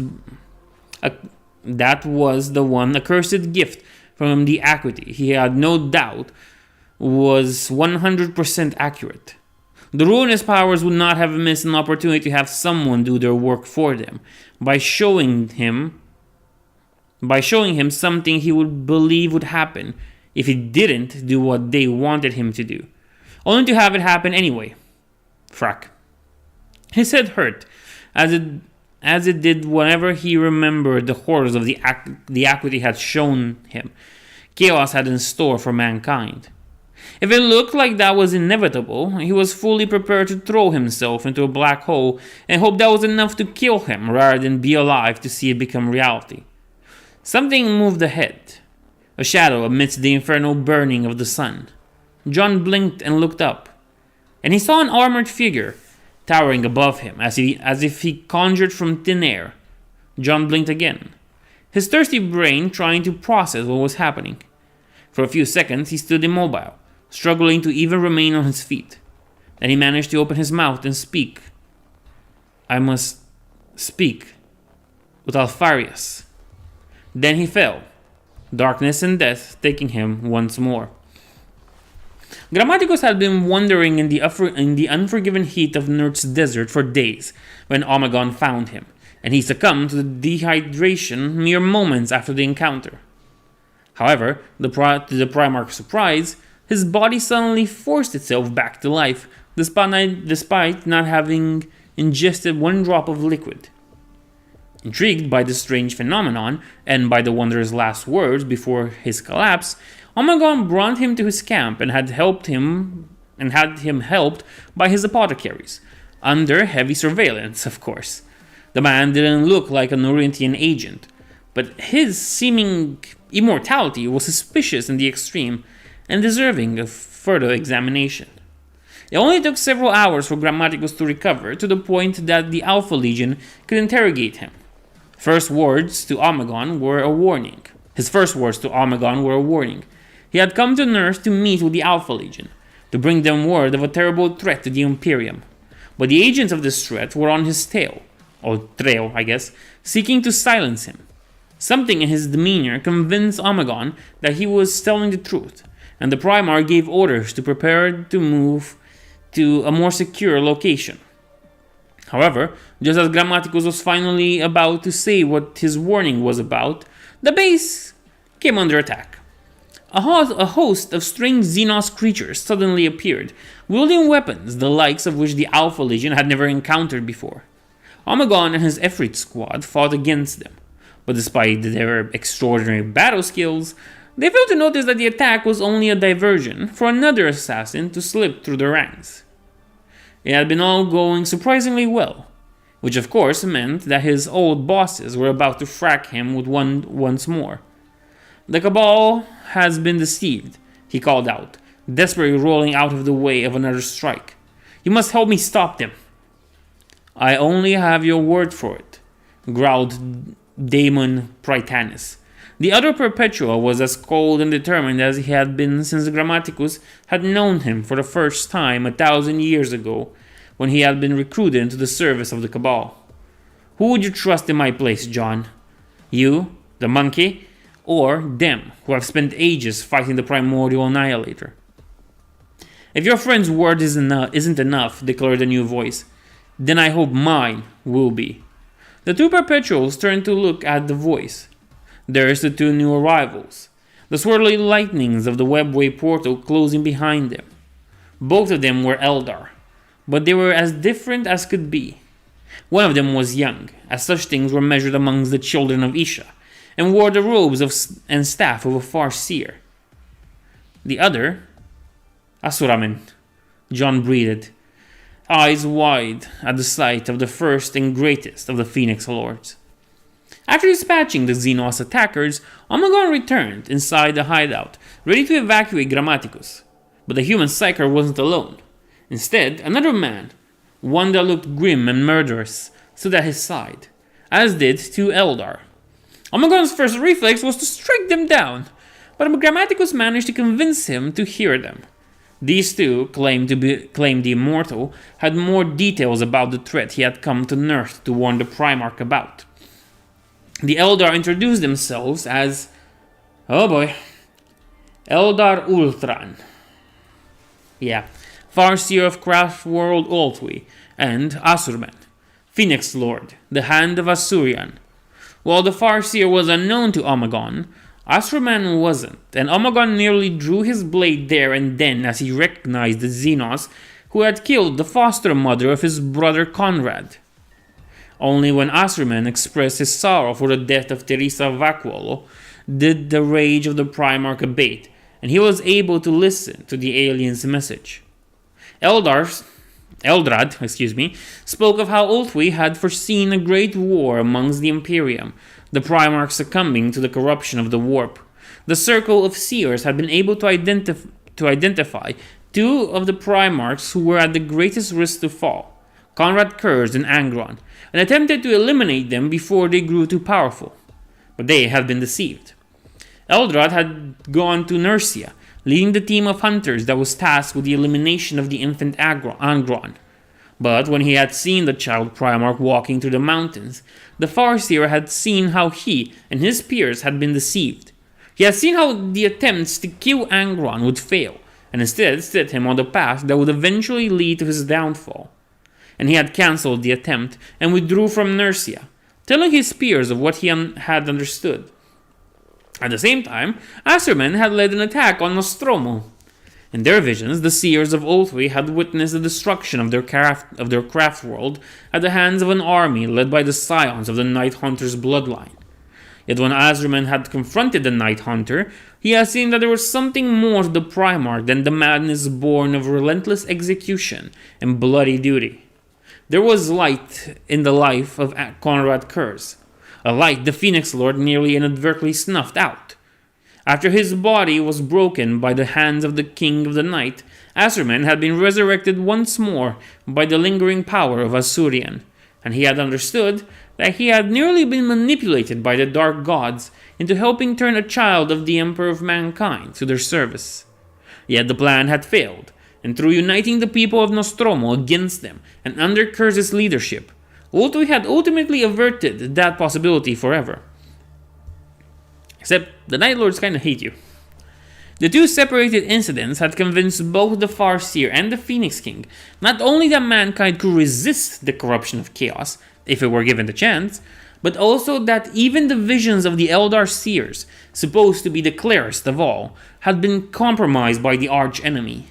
And, as they explored the paths that might lead to such a grand victory against the Primordial Annihilator, They had discovered the corruption that had taken root in the Cabal, once the greatest enemies of chaos. They had failed to uncover its source, but the truth was that it didn't matter. Through Grammaticus, they already knew what the plan of the Cabal was. They knew that Guilliman had fallen to chaos, and that he had gathered to his side those of his brothers who had proved susceptible to his lies. A rebellion against the Emperor was coming, led by the Avenging Sun. The initial plan of the Cabal had been to allow Guilliman to win, in the hope that he would then destroy all of mankind, and take the Primordial Annihilator with it into oblivion. But with the Academy corrupted, there was no chance that this was what would happen should the Avenging Sun prevail over the Emperor. This was only part of the warning Grammaticus had come to deliver. The Cabal knew that the Alpha Legion would never side with Guilliman in the coming war. The Xenos puppet masters knew that, even if the enmity existing between the 30th and the 20th Legion was not enough. The two Primarchs' knowledge of the Primordial Annihilators was limited, but enough that they would see the signs of corruption in their brother. The Cabal also knew that the Alpha Legion had the potential to be a very dangerous force in the coming war, and so they had manipulated events so that the two Primarchs and an important part of their legion would come to Nurth. The recent victory of the Imperium against the locals had been part of their plan. The Norenthi had grown desperate and were about to unleash their most dangerous weapon, a black cube, one of only 5 such instruments of planetary destructions, created in ages past by a species claimed by the Primordial Annihilator. The kill team sent to silence Grammaticus had failed, which meant that they had only hours at best before everything on Earth was exterminated by the power of the Black Cube. Omegon used his authority as a Primarch to order an evacuation of Imperial forces on Earth, overriding the protests of the Crusader commanders. Alpharius himself demanded that his brother explain his decision, and Omegon promised that he would do so soon. Grammaticus, Daemon, Eldrad, and Asurman were all secretly brought aboard the Beta, one of the Legion's battle barges, even as the frenetic evacuation continued, and while grey storms of black clouds began to appear above the capital city of Nurth. Thousands of Imperial soldiers weren't evacuated in time, and died horrible deaths as the raving unnatural winds summoned by the Black Cube at the cost of millions of human sacrifices ate them alive. And as Nurth's destruction played out below the Imperial fleet, the two Primarchs accepted the truth of Grammaticus' warning, witnessing a power they had barely suspected existed in the universe. In the death throes of Nurth, they saw the faces of the dark gods howling at them from the ruined planet. With heavy heart, they realized what they had feared for a long time: the dread possibility of the Imperium turning on itself, for it was the only galactic power with the might to destroy itself, had come to pass. What do we do then? Asked the first half of the Alpha Legion Primarchs. How do we fight this threat? Horus will call for you, declared Eldrad. The War Master had been saved from the clutches of chaos, and his anger at the coming betrayal will be great enough that I can sense its echoes across the web of fate, all the way here and now. A war will start that will tear your Imperium asunder, Alpharius Omegon. Some of it will be fought in the open, as the pawns of ruins marshal their armies and march to Terra. The rest will be fought in the shadows where you and your legion belong. But it will be a war of brutality, the likes of which the galaxy had not seen in a long, long time. And if you lose, mankind will be doomed. So will be all species of the galaxy. Then, asked Omegon again, what do we do? A grim smile appeared on the young Farseer's face. That's simple, son of the Emperor. We win. No matter the cost, no matter what we have to do. In this war, even the most bitter of victories is preferred to defeat. Heresy. The unremembered war. It is a time of great confusion and terrible strife. Madness, it seems, has taken our brothers, casting them away from the illumination brought by the Emperor and into the claws of older, darker powers who feed on disorder and violence. Those of our cousins who remain loyal to the throne do not understand why it is so. They cannot understand it, lest the truth burns their own souls black as well. But as we of the Hydra are well used to unpleasant revelations, we have long planned for an eventuality such as civil war, though we never thought it would be of such scope and scale. Horus has called for us to go to Ishvan and bring the Emperor's justice upon Guilliman and his treacherous allies. We will answer this command, for to do otherwise would be treason. We must keep in mind that Guilliman, for all his disdain for the more subtle aspects of war, is no fool. He must have known what Horus' response to this betrayal would be, and he must have prepared for it. When the retribution of the Imperium arrives to Ishvan, he will have a plan. We must be prepared. We must not be deceived. We must be ready. We must not let the burning desire for vengeance, the righteous wrath of the betrayed, blind us to the reality before our eyes. We are Alpha Legion, and we take the long view. Attributed to Primarch Omegon during the journey to the Ishvan system. When the message from the War Master came, barely a few weeks after the brutal end of the Norinti compliance, it confirmed all that Eldrad and Grammaticus had said. Guilliman had turned against the Imperium, corrupted by dark forces lurking in the warp. Worse, Sanguinius, Dorn, and Ferus Manus had joined him, purging their legion of all those who would not follow them in their betrayal. As soon as they had deciphered the astropathic sending, Alpharius and Omegon knew that they had to act. Their guests, humans and Eldar alike, were both still contained aboard the Beta, treated well and politely, but still imprisoned. That had to end. The war against Guilliman and his cohorts was only part of the coming conflict. Primarchs would fight other Primarchs. It was inevitable, but the Cabal would act in the shadows, trying to steer things towards the traitor's victory. And the Imperium was ill-equipped to fight against it. This was the kind of battle the Alpha Legion had been created for. Eldrad and Grammaticus had information that would allow it to be fought efficiently. Yet Horus ordered had to be heeded as well. The Alpha Legion must join into the fight against the traitor legions, lest it be seen as traitor itself. Whatever. And so Alpharius and Omegon decided to separate their forces.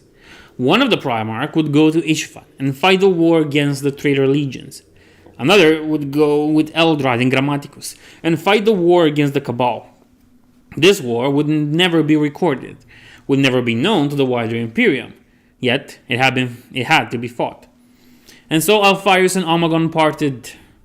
They said that Alpharius went to Ishvan and Omegon followed John Grammaticus towards the kingdom of Ultramar, in order to accomplish the first thing that had been done to prevent Guilliman's victory, while Alpharius went to Ishvan to join the Retribution fleet. But perhaps it was the opposite. The two Primarchs were fond of shifting places, and even their closest sons could tell the difference. And not even their closest sons could tell the difference. It is theorized by some lore keepers of the Alpha Legion that they were truly one mind in two bodies, and that any distinction they pretended existed was purely to hide the truth from those who would see it as unnatural. Regardless of the truth, the Primarch his sons called Alpharius came to Ishvan with a fleet and 30,000 space marines, ready to join the battle for Ishvan V, where Guilliman and his accomplices had gone to ground following the slaughter of their own sons on Ishvan III. The Night Lords were already there, though only in very limited numbers. At the demands of his brother, Alpharius met with Curse aboard the Beta prior to the meeting of the Loyalist Primarchs for a discussion whose exact context have been lost to the ages. All that is known is that Curse delivered yet another dire warning to Alpharius, and that Alpharius sensed the doom that hovered above his brother. "That's a nice fleet you have out there," said Conrad. "Our brothers are sure to find it very impressive for so young a legion." It must have taken quite the feat of diplomacy to gather sufficient support from the Mechanicum. Alpharius didn't say anything. "So," asked the King of the Night, something like amusement glittering his eyes, "how many more just like it do you have out there?" Alfarius still didn't say anything, but something in his body language must have betrayed his shock, because Curse smiled ever so slightly. How did I know? I didn't, but now I do. His expression sobered. Listen to me, brother. You need to be careful when we get down there. Use one of your doubles. Do not take the field in your Primarch aspect. Why? Asked Alfarius. The first word he had spoken since the two of them had been alone. A shadow fell upon Conrad's face, as if he were bearing the weight of knowledge he would rather not have. Because however the battle goes, I know this. The war will not end on Ishvan V. Heeding his brother's advice, Alfarius asked one of his strongest and most devoted sons, Celsilionus, to act as his double during the following war council, then onto the Black Sands themselves. The Primarch himself took the disguise of a common legionary, fighting alongside his sons against the traitor Ultramarines. Then came the second devastating betrayal, when the Dark Angels, Salamanders, and Raven Guards revealed themselves in league with Guilliman. Silonius died within seconds of the First Legion opening the first treacherous shot, torn apart by vile sorcery unleashed by the Dark Angels. Perhaps the Sons of the Lion expected to break the morale of the Alpha Legion by this cowardly blow, but they were proved wrong, for the Hydra's warriors all knew of the stratagem employed by their father, and the only thing the death of Silonius accomplished was filling them with a cold, vengeful rage. For a time, Alfarius remained hidden amongst his sons, directing them secretly against the traitor formations. Then the King of the Night and the Lord of Death came together at the spearhead of the Loyalist beleaguered army, and Alfarius could hide himself no longer. Forsaking not only his brother's counsel, but also his own teachings, Alfarius revealed himself, displaying his full might as a Primarch, and took his place at the side of his two brothers. Though Alfarius was close to Conrad, he had barely ever met Mortarion. Yet in that moment the three of them were as one, and none could stand against them. The ranks of the traitor legions were broken before them, and nothing the heretics could cast at the loyalists' triad could even slow them down. But then, as the loyalists neared their transports, Curse turned back, ordering his brothers to go without him, while he held back the traitor assault massing at their back. Alfarius' heart bled to leave his brothers to die. But he knew that, of the three of them, the King of the Night was the only one who could give them the time they required to board the transport and leave. Yet just as the Night Lord's Primarch unleashed his long-contained power against the traitor legion's forces led by Vulcan, and another traitor Primarch appeared to challenge the Loyalists' fight. There before Alfarius stood Ferus Manus, dripping with the corruption of the warp, the Warhammer Forgebreaker, held within still pristine silver hands. And so, for the first time, but not the last, Alfarius fought against another Primarch. There were no words. Alfarius had always thought there would be. In the dark hour of the night when he and Omegon had considered the possibility of Primarch fighting Primarch, long before Guilliman had broken his oath to the Imperium, Alfarius had been convinced that brothers couldn't possibly fight in silence. Surely he had thought they would try to talk to one another, to bring the other across the gap, and belief had led to their opposition. But that had been a naive thought, one fit only for a sane universe. And mankind did not live in a sane universe. The monsters the Ultramarines had unleashed were proof enough of that. And so Alfarius and Ferus Manus fought without words, without insults, without justifications. They fought as they had both fought for so long, to kill the enemy and nothing more. The pale spear clashed against Forgebreaker, the warhammer the Phoenician had created for Manus decades ago, at the dawn of their friendship. Like two beasts of legends, dragged into reality by the Emperor's power, the Hydra and the Gorgon dueled upon the Black Sands, while all around them their sons died by the hundreds. Already Alfarius' weapon had torn 12 rents through Ferus' armor, causing the greenish pus to leak. a greenish pus to leak.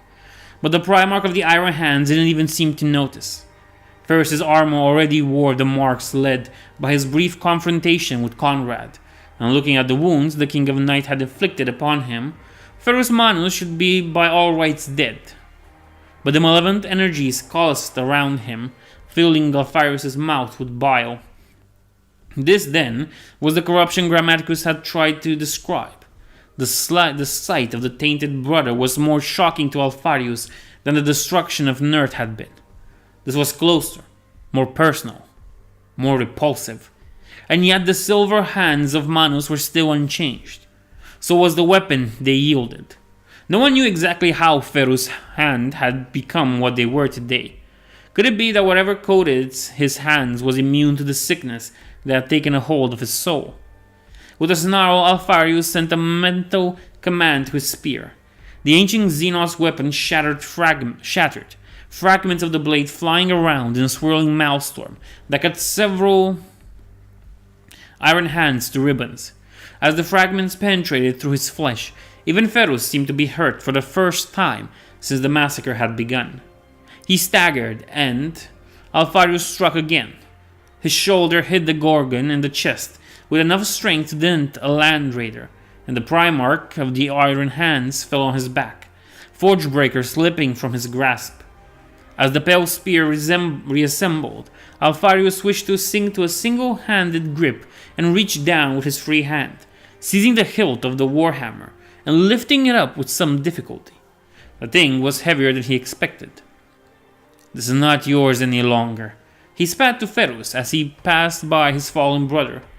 "You lost all claim to it when you betrayed us all." Those were the first words Alfarius had ever spoken to the Primarch of the Iron Hands. And they would be the last. Though Alfarius couldn't kill Manus, just as Conrad had discovered, the Primarch of the Iron Hands had become nigh invulnerable as a result of his unholy transformation. He managed to put him down temporarily. Soon the surviving loyalists were fleeing Ishvan V, leaving tens of thousands of legionaries dead upon the Black Sands. Worse, Conrad Curse, Primarch of the 8th Legion and savior of Nostramo, had fallen as well, sacrificing his life to buy the time his brothers had needed. It is written by those Alpha Legionnaires who shared the Primarch's transport that, for the first time since any of them had known him, they saw Alfarius weep for his lost brother. But though his sorrow was unending, the Primarch crushed it, sealed it away behind walls forged of duty and discipline. For the war was far from over. Soon, the Loyalist fleet fractured. The Night Lords departed for Nostromo in order to lay the body of their father to rest upon their homeworld. Then, Alfarius took his leave from the Mortarion. At his command, the survivors of the 13,000 legionnaires he had brought with him to Ishvan scattered, hiding on human worlds, laying in the path of the traitor legions to Terra. Alfarius himself used his knowledge of warp navigation to find the path across the tumultuous sea of souls. He did not ask Mortarion to accompany him, for he knew that it would take all of his skills to get just one ship, the Beta, to destination, and that a fleet attempting the same journey would be cast adrift at best, annihilated at worst. Even with the talent possessed by the Lord of the Hydra, in the end, it was only thanks to the last-minute intervention of an Eldar guide sent by Eldrad that the Beta was able to reach Sol, using a long-hidden branch of the Webway network that ended in the vicinity of mankind's birth system. On Terra, Alfarius made his report to Horus and delivered to the War Master the weapon Forgebreaker. He reclaimed from the hands of Ferrus Manus during their confrontation on Ishvan V. Later, Lupercal would give the weapon Fulgrim had forged for the Gorgon to Perturabo, and the Lord of Iron would wield it to devastating effect during the siege of Terra.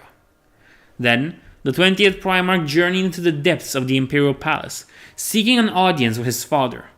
Alfarius believed that the Emperor must be informed of what he had learned on Nert, and wanted to know what the Emperor had planned. But the Emperor was nowhere to be found, for he was fighting the war in the Webway, his son Magnus at his side against the tides of Neverborn, pouring through the sealed, shattered by the 6th Legion's attempt to slay the Crimson King. Only with the assistance of Malcador the Sigillite was Alpharius able to enter psychic communication with his father. I'm gonna like this part. Father and son met inside the memory. Around them, the primitive dwellings of mankind's firstborn rise from the arid soil, built of clay and wood. In the distance, they can hear the sounds of villagers toiling in the fields, within the valley made fertile by a nearby river. It is peaceful here, so peaceful that it makes the sun uncomfortable. The sun stands in the memory much like he does in reality. He's tall, taller than any pure human, taller than any of its own children, but smaller than his brothers, save for one. Scripts hang from his left. His armor appears pristine, covered in blue-green scales, the symbol of infinity emblazoned upon his right shoulder pauldron, while a parchment covered in near-microscopic scripts hangs from his left. Upon it, he has written the name of all those he saw die during the massacre. In this memory, the son carries no weapon, and his noble face is exposed, his helmet absent. Yet there can be no denying his nature. He is a warrior, a soldier, a general, a being designed for violence. He does not belong here, in this peaceful village of primordial humanity, and he knows it. In contrast, the father appears as a child, dressed in the garments of the people who lived in this village, tens of millennia ago. His skin is brown, as was that of all humans in those earliest of days, before the species spread out across the birth world and undergo the minute genetic mutations that would create so many different faces for humanity. Is this where it began? Asked the son, in a language that won't be invented for more than 200,000 years. Is this where you were born? The father looks around in silence for a moment, as if trying to recall a life so ancient it is all but gone from his memory. Yes, he says at last. It is what I remember first. Before everything else, there was this place. I have seen places like those in the galaxy, continues the son after his father falls silent, where people lived in peace and simplicity. Each time I mourned that I had to bring them into our universe of war and endless peril. No, replies the father, shaking his childish head. You remember ignorance, descendants of star travelers living in the ruins of their forgotten heritage. This is the memory of innocence, Alpharius. Before the enemy noticed us. Before his voice trails off once again. The son, Alpharius, Primarch of the 20th Space Marine Legions, moves closer. Something very much like unease on his face. Father, he calls out, the child, the avatar of the Emperor, master of mankind, and Lord of Terra, is trembling. It is nothing, says the child, and Alpharius knows that his father is lying to him. How is Horus? Perturabo? Angry, answered Alpharius. They took the death of Conrad hard. They do their best to hide it, but I can sense their pain and their rage. Guilliman had no idea what Vulcan did when he killed him. The father turns and looks his son in the eyes again. Strangely, despite the fact that one is a child and the other a Primarch, the father needs not rise his head to be at eye level. You have something to tell me, declares the father. Is that related to why your brother isn't there with you? Yes, admits Alpharius. Amagan and we have made a pact, an alliance, with Xenos, the Eldar, says the Emperor's avatar. I know. Be careful, Alpharius. Even those who oppose the Primordial Annihilator will always put their own kind before us. I will, promises the Primarch. Father, he asks hesitantly, what do we do now? What is the plan? For a long moment, the father is silent.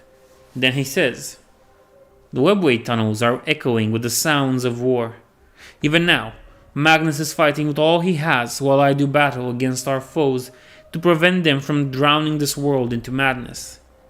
Your brother is strong. Stronger than I thought, but not strong enough." "So it is true then," whispers Alpharius, a cold dread seizing his two hearts. "The Dark Gods are attacking Terra." "Yes. As long as the Webway Gate is open, someone must sit on the throne to prevent them from consuming the entire planet." Then Alpharius hesitates. Dare he say it? He does. "Then why not close the gate?" For the first time, Alpharius sees doubt on the face of his father's face. Worse, he sees fear, uncertainty. "Because once I close it," he says, each word echoing in Alpharius' mind, like the doom bell ringing for all of mankind. "Then it cannot be opened again.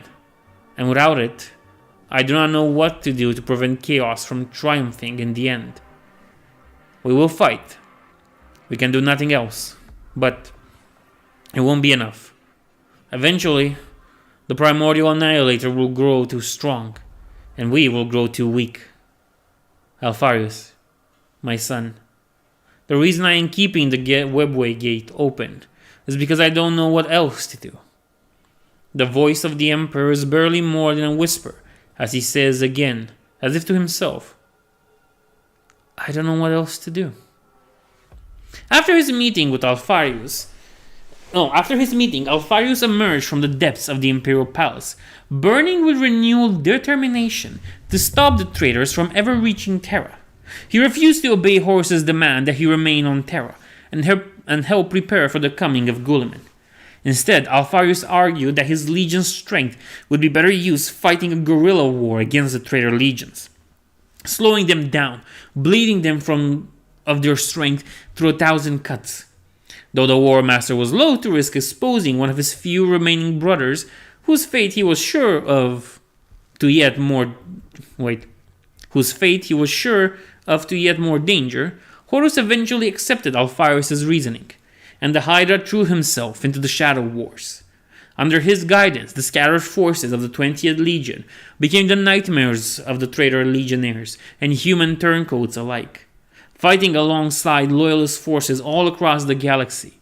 Always they sought to protect those who had remained true to the Emperor. But on worlds that had fully turned to the service of chaos, they were incredibly ruthless and without mercy. Some warriors of the Legion used metas that would have given even the likes of the Raven Lord and the Black Dragon pause. And when the heresy ended and the reclamation began, many worlds were found utterly devoid of life, whipped clean by the Hydra's wrath.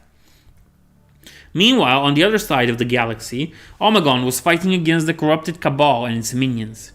Of this epic conflict, fought in the shadow of the heresy, and known to the Alpha Legion as the Unremembered War, even our annals tell little. Yet still, more than some of other conflicts that were fought in the darkness cast over the galaxy by Guilliman's betrayal. Some forces were battled during that time that were too terrible for even the 20th Legion to keep knowledge of them. For instance, according to the fragmented records, it was during the heresy that the Hydra fought against an entity known only as the Harrowing. Destroyed it and claimed its name as one of its favorite tactics on the battlefield. What was the Harrowing and what were its goals and where it came from, we do not know. We know not even if this was a single creature, an invading army, or an entire species. The half of the Legion under Omegon's leadership had been scattered by his own command, each fragment led by one of his most trusted sons and tasked with fulfilling a specific goal. Grammaticus parted with Omegon there, having received his own mission from Eldrad Ultron to meet with the sons of Curse, assist them in the pursuit of vengeance against the Black Dragon Vulcan. Other groups had their own purpose, the nature of which shall be discussed further into this chronicles. Eldrad Ultron investigated the fate of the Third Legion and discovered the plot by which Slanesh had delivered the Emperor's children into the hands of the Dark Eldar. With the help of the Alpha Legion, a message was sent to Sevatar, Legion Master of the Night Lords, so that they could rescue the Phoenician and his few surviving sons. Other missions, of which the other legion never heard of, were also performed in the Unremembered War, with varying results. The Hierophants of Ezethrin were slain before they could sacrifice the planet's trillions souls and become demon princes of immense power. And the cult of the White Serpent on Moloch was discreetly purged before they could subordinate the Imperial Knights tasked with defending the planet's hidden secret. But, at the same time, the assassination of Ulrach Bratan, the enthroned king of the Iron Hands, failed. The war against Yuvat ended in abject failure, with the population of an entire sector abandoned to slavery under the rule of the cruel warp-tainted Xenos, where it would remain for thousands of years. And in the depths of the hive city of Vermurgrad, 3 entire companies were lost to the thing that the cultists had brought into existence there, their gene seed tainted beyond all recovery by its spreading corruption. The ship was dead. It floated in the void, its energies silent, its engines silent, its deck open to the cold emptiness of space. Once it had belonged to the Imperial Navy. Then it had been claimed by the human followers of the 13th Legion. Then it had been purged and reclaimed by one whose name sent shivers of dread and hatred down the spines of any treacherous son of Guliman. It transmitted no identification code, but the last name it had worn before its death had been Defiance. From outside, it was obvious how the ship had died. Vast crates were visible on its sides, left by intense bombardment. The entry wounds where Legion-issued boarding torpedoes had torn their way inside were also in plain sight, for one who knew what to look for. But strangely, all the torpedoes were still in place, despite at least half of them appearing to be recoverable. On the bridge of the Defiance, 5 legionnaires waded through the corpses of more than 20 of their traitor cousins. All wore the blue of the Ultramarines, with their armor covered in unholy symbols that indicated their infernal allegiance. They had died in a variety of ways. Blade and bolt were the most prominent, but there were other, more creative manners of death displayed as well. One appeared to have been cut in two by a monomolecular edge, while another had perfectly circular holes in his chest, and a third did not appear to have suffered any damage at all. Just to be sure, one of the legionnaires put a bolt in his helmet, scattering desiccated, frozen brain matter across the floor. On the bridge's command throne sat another Ultramarine, but this one was different. His armor was not devoid of the ruinous markings of the dread traitors. No, his armor was devoid of the ruinous markings of the dead traitors. Instead, it was covered in minute scripting, thousands and thousands of small paragraphs, each describing a specific battlefield tactic or trick. Another difference was the helmet. Unlike that of the fallen sons of Guliman, it was painted a bright red. They had found him. They had found Aonoid Tile, but they had been too late. He was already dead. Hesitantly, one of the Alpha Legionnaires moved to touch the body. "Stop!" called out another Legionnaire over the Vox. The first Astartes froze, then turned his helmet to look where his brother was pointing, to a clutch of grenades, nearly completely hidden behind the legs of the enthroned warrior. Disturbing the body would cause them to detonate, killing whoever had disturbed the corpse. Hope flared anew in the Legionnaire's chest. Careful not to disturb the grenades, he reached towards the helmet, and with reverence lifted it up, only to reveal nothing but an empty space. The suit of armor sitting upon the command throne was empty. "He booby-trapped his own armor before leaving," said the Space Marine, admiration plain in his voice. "If but a fraction of his wisdom is contained in these engravings, then the armor alone is a prize worthy of a Primarch." "Maybe. But if he set the trap, then where is he?"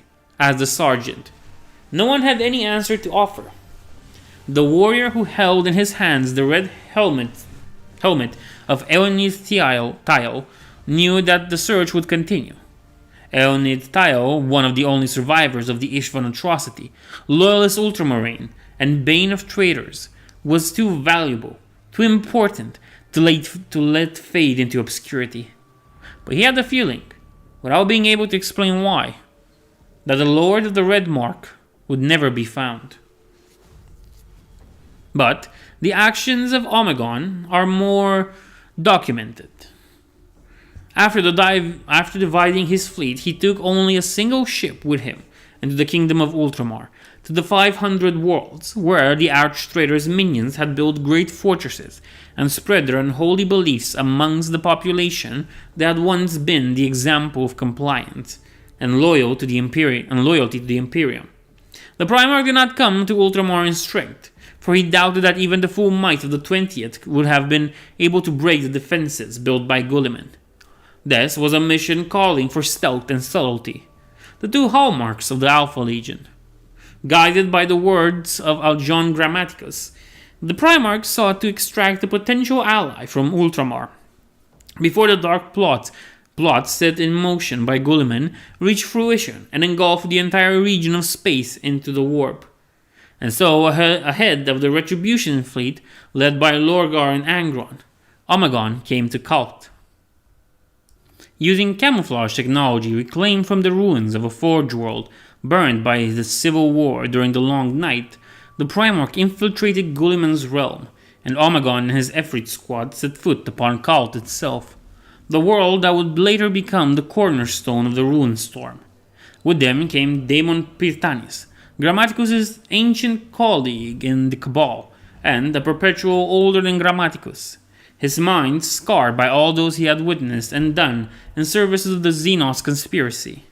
His heart burned with a desire for vengeance and redemption as he led them towards the one they had come to rescue, before he too fell prey to the primordial annihilators. Of the horrors they found on Cult, the Primarch wrote no tales, but he wrote of the one they had come to save.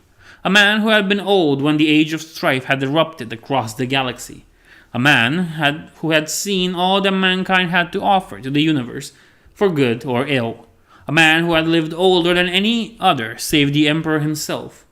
A perpetual whose knowledge of the primordial truth was matched only by his contempt for it and his disgust for all those who would willingly and knowingly offer themselves to his corruption.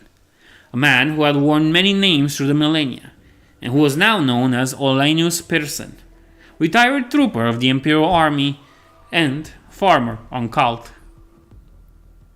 The cultists howled their curses at Olanius as he killed them. There were 12 of them and only one of him, but they weren't soldiers. All they had was their madness, granting them strength and the ability to ignore pain. Against Olanius, it wasn't enough. He was used to fighting madmen. It had been one of the few things that had remained constant throughout his 40,000 years of life. No matter how much time had passed, there wasn't much difference between these cultists and the cannibals he had killed in the trenches of Verdun, in a war even more senseless than the one that would soon ignite across the galaxy. By coming to Cult, he had thought he could finally get some rest, some peace away from it all. Had he not done his part? Had he not done enough? But it seemed fate was determined to prove him otherwise. He had sensed something wrong when the Ultramarines' fleet had returned to the planet years ago, but at the time he hadn't known why. Then the cultists had started to appear. People had begun to go missing in the night, in the arcologies. If he had half the sense of a goat, he would have left the planet right then. But he hadn't. Instead, he had investigated, and soon found out what the 30th Legion had brought back with it from its journey across the stars. He couldn't escape now. The entire planet was in lockdown. Only the Legion used transports to orbit, while the population drowned in its own corruption. Bands of madmen and madwomen roamed the streets and the countryside, burning and killing everything they came across, including each other when two bands met. Day by day, the veil was getting thinner, yet there was no manifestation of demons. Not yet. Something was holding them back, letting the pressure accumulate, probably in order to let it loose all at once. Olanius definitely didn't want to be on Cult when that happened. nor anywhere else in the 500 worlds if he could help it. The problem was, he couldn't. He wouldn't make it within a kilometer of a spaceport before the Ultramarines' pet witches would detect him, and then the Legion would know of his presence. He was quite certain the only reason he had managed to elude them so far was because they didn't know he was here. He might not be the most important piece on the board. That dubious honor belonged to the Emperor, and after him the war-bred giants he had created as his sons, but he was still not someone the enemy would allow to roam freely. He moved away from the corpses, back into the overgrown fields. No one had harvested anything on Kalk in years. Soon, the reserves of food would dry up, and he dreaded to think of what would happen next. He had seen it before, so many times, even back on Earth when something moved in the distance. Olanius snapped to attention. At first, when he caught sight of the hulking armored figures, his heart sank. Then he saw the emblem on their shoulders, which reassured him only a little. Then he saw the man among the giants. "Damon Praetanis," he said, in an incredulous voice. "Legionnaires, no less. What has the Cabal done this time?" "I don't work for the Cabal anymore," replied the killer. "John convinced me they had gone mad." "John," repeated Olanius, remembering the younger Perpetual. "And where is he?" "He wanted to get to you in person," shrugged Damon, "but he's busy with something else." The Efri squad barely managed to escape with Olanius in tow, but their pursuers were hot on their tail, and they were forced to resort to desperate measures. In order to escape the deluded cultists and their tainted Astartes masters, Perston used a relic blade, an anathema he had taken from his would-be captors, and cut a hole through the fabric of reality itself. They passed through the tear in space and time, leaving their hosts howling in dismay as the rent closed behind them. Mere hours later, the fleets of the World Bearers and World Eaters reached the system, and the Battle of Kalk began. While elsewhere in the galaxy, the Dropside Massacre was about to unfold. Thus began an epic odyssey, which took Omegon and his allies to all manners and places and times, from the war-torn hellscapes of Old Terra during the Age of Strife, to the paradise of the Eldar at the time of their ascendancy. With his own eyes, Omegon saw the power mankind had yielded during the Dark Age of technology, and how rampant abominable intelligence had all but wiped out species in millennia past. Most of those places were dangerous in the extreme, and the group only remained long enough for Pearson to find another spot where he could use the anathema and take them closer to their intended destination, Terra, at the time of the heresy. But on every step of their journey, they were hunted by the primordial annihilator. Time means nothing to the Dark Gods, and the same powers Olanius was using were also in the hands of the slaves to ruin. Though only the greatest of them could hope to wield them with anything approaching control. At first, demons haunted them, ghostly wraiths following the trails of the souls and possessing the bodies of those whom they crossed in their journey. When they were banished by Primarch, Legionnaires, and Perpetuals, the arch-enemy sent other agents. Its deluded paws in the Cabal, Xenos of shapes and powers the Imperium had never met before. These were ancient creatures who possessed the same antediluvian lore Person was employing to guide the group through the hidden paths in time and space. All those the group fought believed the lies the Cabal had fallen victim to, that by helping Guilliman's victory, they were ultimately ensuring the destruction of chaos itself. Yet they too were defeated. Their traps avoided or escaped, their bodies left broken in places where they would become the roots of 1,000 legends. Traitor Astartes were sent too, the Dark Gods bending their minds until they would accept to ally with the Xenos of the Cabal.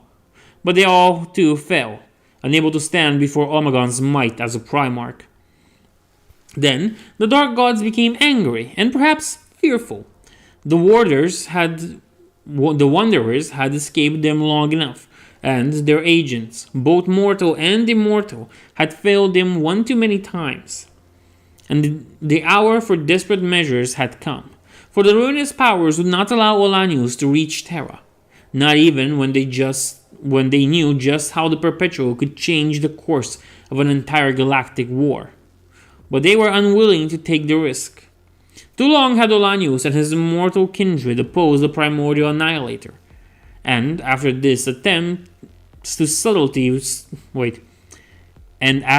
attempts to subtly suborn Demon Pyrantis into their service had failed, the Dark Gods had stopped being as amused by the Immortals' futile struggle against them. Perhaps with the help of the only other Perpetual, whose age was even in the same scale as his own, the Emperor would find a way to repair the Webway project, or find another path to free mankind from chaos. And so the ruinous powers banded together and freed one of the most dangerous servants from its prisons, where it had been banished in eons past, in order to prevent it from destroying the entire galaxy and starving the gods from the souls they needed to survive. The servant was Aetos Rau Keres, once a Lord of Change of Zinj, though that classification utterly fails in capturing the scope of its powers. The demon had been among the firstborn of its kind, created during the war in the heavens by the abuse of knowledge on both sides that nearly unmade the galaxy, older even than the god he would eventually become associated with. Eotos, I'm not going to say his whole name, was completely, utterly mad, even compared with other Neverborn. It desired nothing but the complete destruction of all things in the universe, and wielded power and sorcery, the like of which no one else has ever mastered. Those few unfortunate scholars who had learned of its existence in the terrified drawings of butchered species named him the Slayer of Souls, the Lord of Hosts, the Distorter of Worlds, and many other titles, all of which had failed to catch its true horror. Even the Eldar, at the height of their power, had feared the Slayer of Souls, and was all their never-born gods could do to keep it away from their worlds and into the realm of lesser species.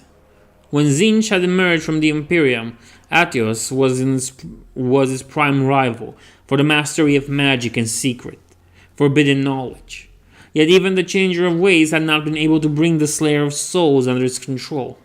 Etios was the incarnation of knowledge misused and turned into an instrument of war and destruction, and it could not be reasoned with, nor was it capable of bending knee to the god of change. In the end, rather than allow it to continue its rampage across the galaxy, Zinj fought against Etios, calling upon the aid of its dark brothers in the first such unholy covenant. Demonic legions clashed while the dark gods themselves battled the Lord of Hosts, and eventually Atios was defeated, dragged deep into the crystal labyrinth, and sealed away from the materium and immaterium alike, with bonds so strong not even its dreams could reach out and influence the thoughts of mortals. And there it had remained for tens of millions of years, nearly forgotten by the galaxy, even the gods who had broken it. But now, only Etios had both the power to destroy Omegon and his allies, and the knowledge required to hunt them through time and space. Other minions of the Dark Gods might be able to do so, but they were all engaged in their own plots and wars, and their masters were unwilling to risk losing an advantage in the great game, even to prevent the ruin of their greater plan. For such is the selfish nature of chaos. Even so, the Dark Gods dared not release the primordial demon with its full strength. Zinj bound Atios with 1,001 pacts, bindings that restricted its powers and compelled it to obey those with the knowledge of its chains. The bindings also had the unforeseen effect of imposing something like sanity upon the demon's shattered psyche, and it was sent after the Wanderers with the singular mission of destroying them, whatever the cost. Olenius was sensed the new pursuer at once, and his old heart was filled with dread. He knew of Atios, and he knew that, should the demon find them, there would be little they would be able to do against its awesome power, chained as it might be. Atios was more akin to a primordial force of thought and soul than a demon, closer to the darker gods than almost any other creature of the warp. And so the wanderers fled faster and less cautious than before, as behind them the Slayer of Souls left a trail of ruins across time and space. Finally, it caught up to them, on a world brought to ruin by the war between mankind and its own sentient creations. The Wanderers had been trapped there by Aetios' schemes, cornered with no place to escape. Or so it seemed, for the war had raged at the warp itself, had ravaged the warp itself, erasing the weak spots in the fabric of space-time where the anathema could cut. There was only one possible way out of that place that did not lead to the same spot they had come from. A pit of pure blackness, where the very concept of reality had been destroyed by the energies unleashed by the conflict. But the pit was far from where the Wanderers had arrived, and Athos was right behind them. So Amagon made the same choices Brother Conrad had made before him, and resolved to stay behind and gain time for his allies to escape. For the first time in the entire existence of the primordial demon, a being of flesh and blood stood his ground before it. And while Amagon fought Aetios, Olanius found the way to the pit of no space, and the rest of the Wanderers escaped the ruined world, leaving the Primarch alone with the Slayer of Souls. The Dinged person had called Aetios, spitting on the ground after speaking the name out loud, towered above Amagon. It was covered in so many silver chains and burning brands that it was all but impossible to see the aspect his body took in the materium. What could be glimpsed through the chains suggested an avian feature, with too many eyes and dirty feathers that grew from skin patched with 9 pointed gears. Clawed hands were bound with heavy manacles, each band of a natural metal as wide as Amagon's shoulders. Yet despite all these handicaps, the demons had still beaten Amagon to an inch of his life. With blazing flames and kinetic pulses, he had sent him flying to the piles of rubble that were nearly everywhere on this ruined world. And yet every time he had been thrown down, Amagon had risen. He had managed to score a few hits, striking with enough speed that the demon hadn't been able to react in time, hindered by his chains. Now he was on his knees, and Aetios loomed over him. Something like curiosity twinkled in its ever-changing eyes. He had been furious when Olanius and the others had escaped, and Amagon had paid the price of that anger. But now, it seemed the emotion had passed, replaced by a sense of wonder that made the Primarch feel like an ant beneath a magnifying glass. "You are surrounded by lies and deceit," said the demon, and every word was a stab of pain, like glass being forced into Amagon's brain. "Every step you take only brings you further into darkness. Yet despite this you persist. Why? You know the truth now. You have seen the true face of the universe. You know of chaos. You know that all your father told mankind is lies. So why do you persist? Why do you still cling to your pathetic code, your pitiful dreams? It is all a lie. So why will you not fall?" Amagon stood, blood flowing freely through the cracks of his armor. He looked up, staring right into the eyes of his tormentor, and amidst the terrible agony and despair at what the galaxy had become, there was enough strength, unyielding and untainted. Across the long, bloody ages of mankind, tyrants of all stripes had seen that look in those they would bend to their will. They had seen it in the eyes of their dying foes as they died on torture racks, refusing to break. They had seen it in soldiers and mothers and children who defied them even if they knew they could not hope to prevail. They had seen something they could not understand, something they had cast out of their own soul the day they had begun to walk the path of glory. And as they saw it, deep within their black hearts, they knew fear. And so did Aetios, as the Primarch took a single uneasy step in his directions, the words coming out of his mouth weak, yet capable of bending worlds. "Because I am not a lie." Though he eventually claimed victory and banished Aetios, Amagon was heavily wounded and separated from the person. and the rest of his Efreet squad, cast adrift across time and space by the demon's sorcery, the Primarch wandered for a timeless eternity, seeing many things he would rather forget. Without the anathema, Omegon was at the mercy of the cruel whims of the warp, and he never remained in one time and one place for long before being torn away and sent into a new, always more dangerous location. Then finally, he was delivered from his wandering and brought back to the galaxy. You took your time, attributed to Primarch Omegon, when John Grammaticus recovered him from his errands. Grammaticus returned from his failure to assassinate Vulcan, had used the secrets he had learned in his time as an agent of the Cabal to find Omegon and bring him back with him. Only thanks to Eldra's warning had the Perpetual known of Omegon's fate, and only by following guidance from Assurman himself was he able to find the Primarch. A single record indicates that Omegon was found on a world of endless crystal plains, hunted by technospecters of the species who had destroyed itself there in a fail bid for immortality. Of Atios' fate we know nothing.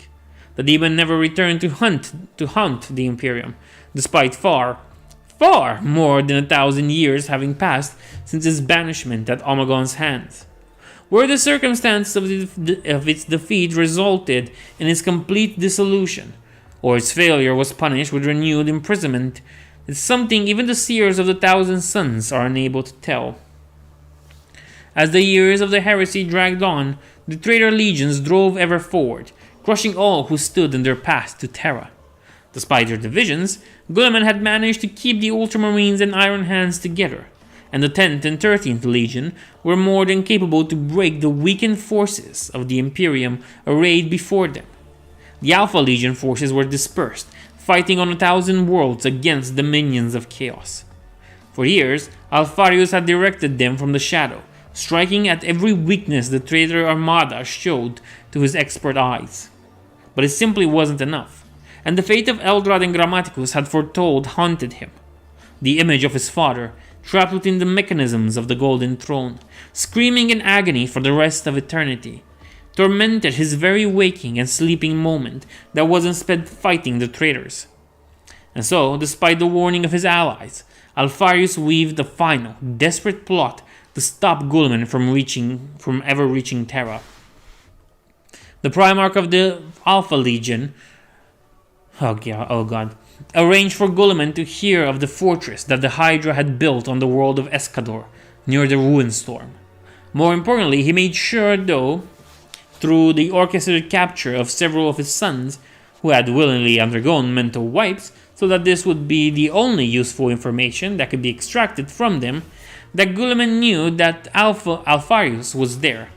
This was a challenge and a threat to the Ruinstorm that the Arch-Traitor could not ignore, and Guilliman left the leadership of the advance on Terra to Manus, taking with him the elite of his legion in order to destroy the Hydra.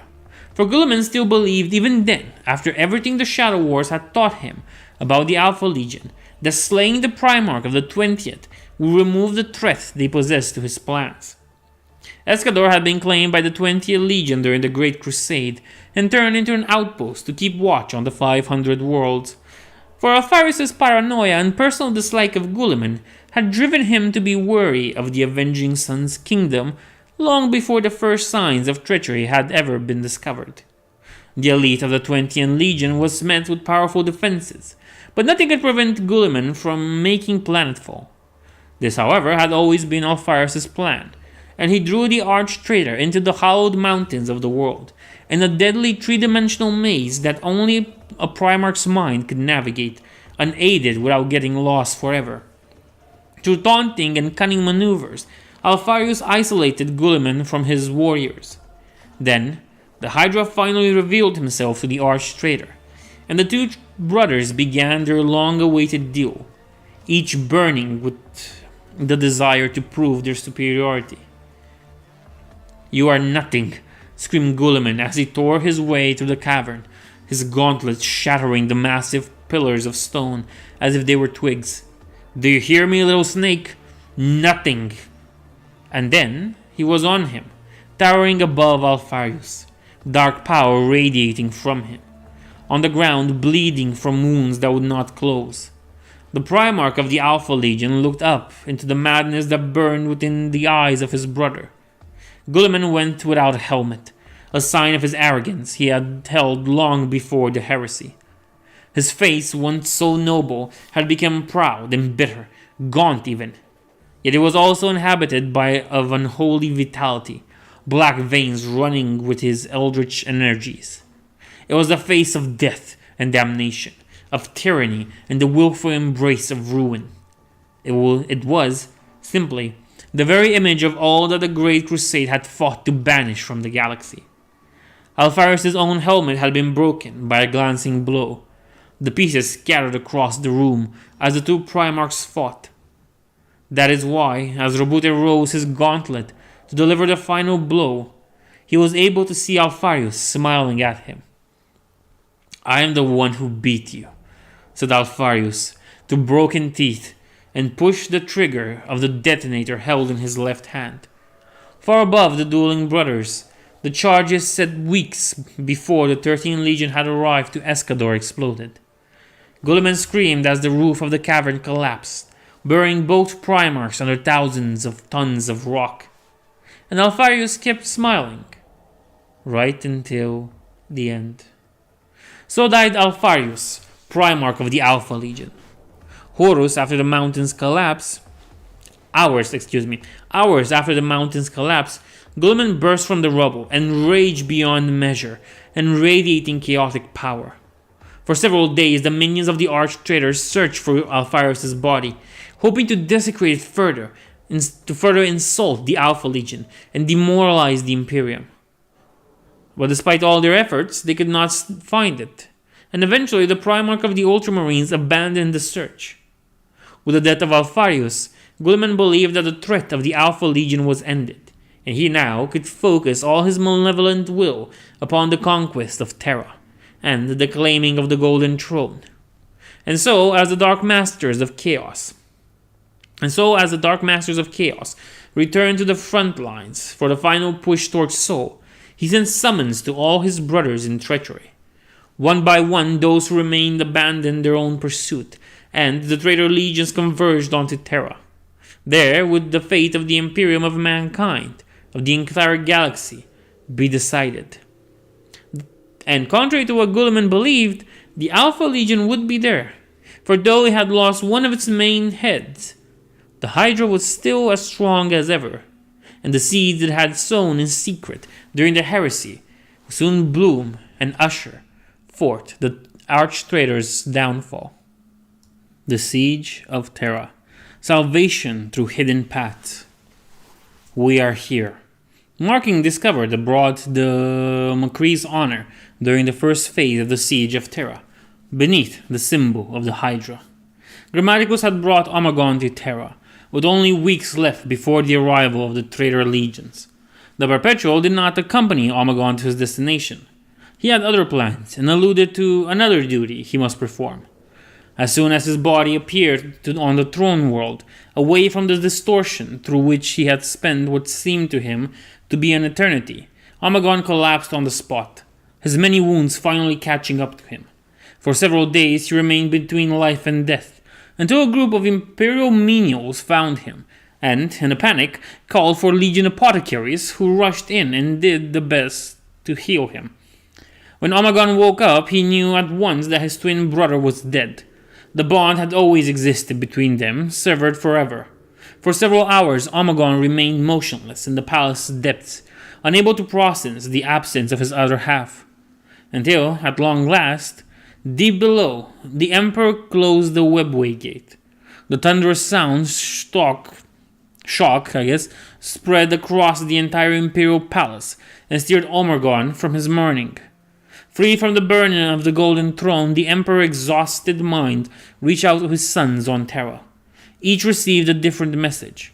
For instance, Mortarion was told about the fate of the Khan and commanded to hunt down and destroy him once the war arrived to Terra.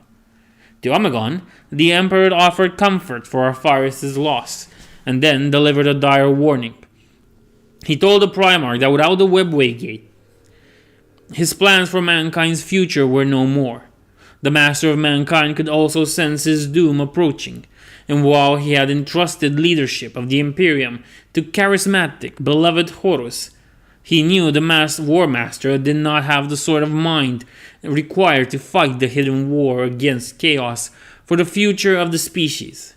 Horus would fight the enemies of mankind on every battlefield, but he did not understand the more subtle aspects of war against the arch-enemy. It would fall upon the Alpha Legion to find a way to deliver the species from Chaos's corrosive touch. The Master of Mankind had no more ideas now than his aeons-long plan had been reduced to ashes. Roused from his grief, Omegon vowed to honor his brother's memory by protecting mankind's future from all those who would snuff it out. He emerged from the depths, shocking his brothers with his sudden appearance, and began to prepare. To the Primarch's dismay, Olanius' person and the other wanderers had not yet arrived. He knew that, considering their method of travel, they might arrive at any second, or in 10,000 years. But if they could not reach Terra before the end, then the Primarch's mission would have been an abject failure and a considerable waste of time.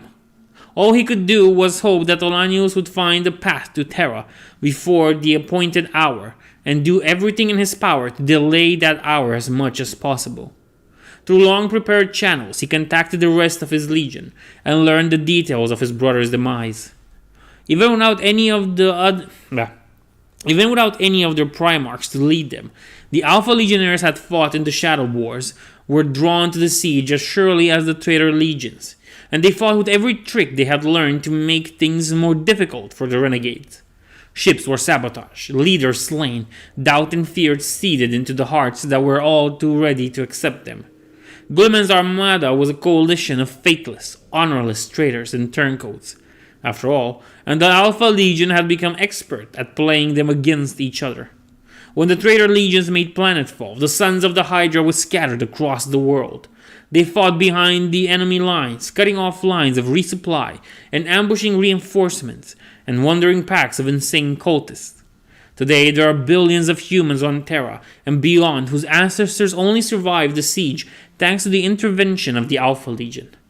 Often these legionnaires wore the colors of other legions. Sometimes they were those of the loyal legions who had not arrived to the siege yet. The Night Lords, the Emperor's children, the World Eaters, and the Word Bearers, in order to seed confusion and fear among the traitors. At other times, they disguised themselves as traitors themselves, bearing the identity of the faithless emblems, so that the distrust between the traitor legions would grow. Even without the outward signs of corruption, the traitor legions' ranks were wide and varied, and there were many most of them, who had not yet fully succumbed by the time of the siege. Enough to make the ruse believable, at least. Omegon himself fought among his sons, as he had done during the Great Crusade. When Horus fell to Sanguinius, the Primarch of the Alpha Legion was on the other side of the palace, executing the renegade tech priest tasked with the repairs of the Titan battle group. He grieved for the War Master's death, but his heart was already numb, rendered cold and unfeeling by the weight of his twin's passing, and the terrible responsibility that rested on his shoulders. Mere hours before the end of the heresy, as Guilliman's forces finally breached into the Cavea Ferum, Olanius and the remnants of Efrit's squad materialized, mere steps away from the Emperor's sanctum. If not for Omegon warning the Emperor's guardians of their arrival, they would have been gunned down on the spot. Instead, the warriors of the Efrit squad and Daemon Prytanis joined the last lines of defense around the Emperor's sanctum, and fought to hold back the escort of the arch-traitor. They fell to a man, though the ultimate fate of Daemon Prytanis is unknown. Then, as Guilliman advanced to confront his father, he found Olanius' person standing in his way. "You cannot hope to stand against me and survive," declared Guilliman. "You are nothing but an accident of fate, while I am the chosen of the warp, the dark masters of chaos. Your immortality means nothing before me. Do you think that the power I hold is enough to destroy you utterly? When I have been planning to kill one such as my father? You are more than able to kill me for good, conceded Olanius. And yet, here I stand. How many billions have stood against you on your way to this room? Did they not know you could kill them as well?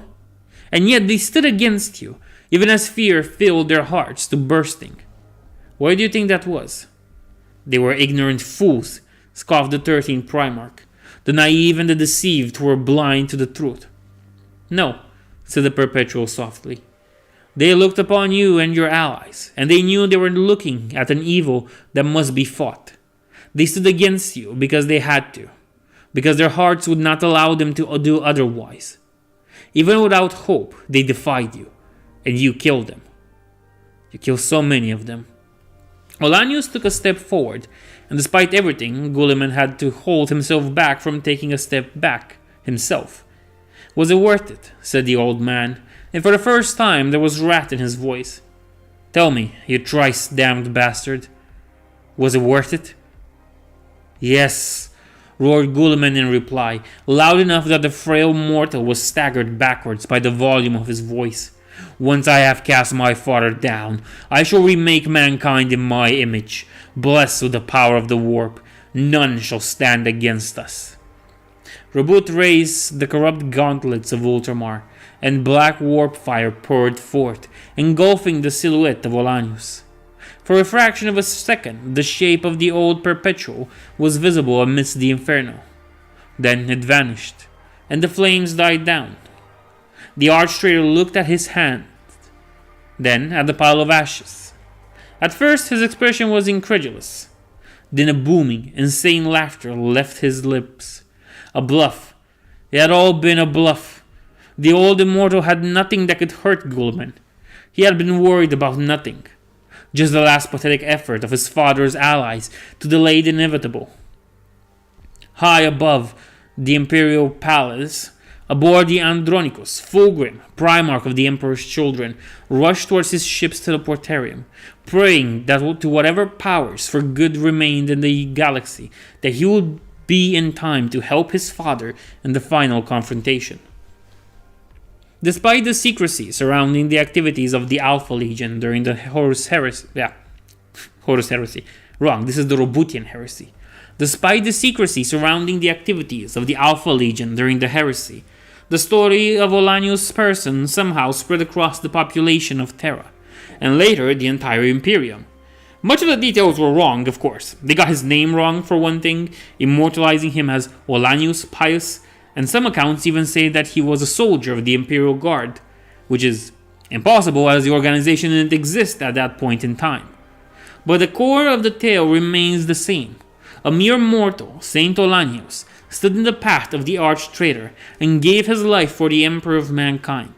He was canonized by the Ecclesiarchy soon after his foundation, and his memory is prayed to across the entire Imperium, while the Order of the Saint Olanius is the highest honor in the Imperium, bestowed only by the High Lords of Terra themselves to a handful of individuals across millennia.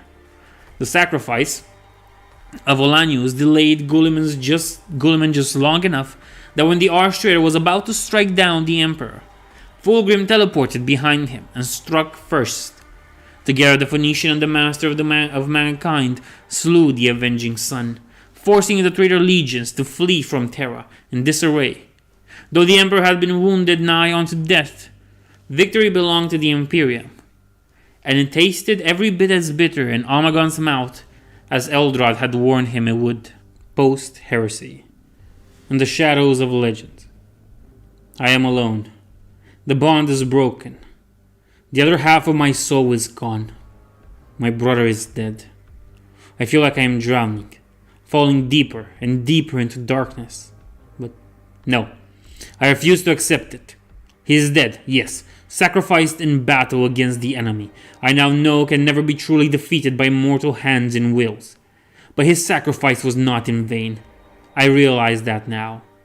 And I now also realize as I look up from this parchment and towards the warriors standing all around me, guarding me with their lives. They are not my sons. Not anymore. Not after all they have been through. They and those humans who stand with us, who dedicate their lives to the ideals and purpose of the Alpha Legion, are more than my warriors, more than my agents. Now they are my brothers and sisters, and with that knowledge comes another revelation. I am not alone. I will never be alone as long as one soul stands in defiance of chaos. From the writings of Omegon, Primarch of the Alpha Legion. Though the heresy had ended, the unremembered war had not. While the other loyal legions threw themselves into the scouring, hunting down the traitor legions and forcing them into the Eye of Terror and the Ruin Storm, the Alpha Legion focused on wiping out the Cabal. With Guilliman's failure, the lies of the Acuity had driven the survivors mad, persuaded that the ultimate victory of chaos was now inevitable. Many took their lives out of despair, while others sought to wipe out humanity in a desperate bid to prevent the rise of the primordial annihilator. The last sightings of John Grammaticus date from this period, when the Alpha Legion slew the last agent of the Cabal, before turning to its Xenos masters. One by one, the lords of the Cabal were brought down, their influence removed from the galaxy. An organization that had stood for millions of years against the dark gods died, after being corrupted from within and turned into an unwilling instrument of the very power they sought to defeat. That lesson is one that the Alpha Legion has taken to heart. Nothing is truly safe from corruption by the ruinous powers. However, while the destruction of the Cabal was completed within 100 years of the siege's end, there was still one problem. The mysterious species Grammaticus had seen meeting with the leaders of the Cabal all those years ago. Those chaos-tainted aliens whose presence had made him leave the conspiracy in the first place were never then identified.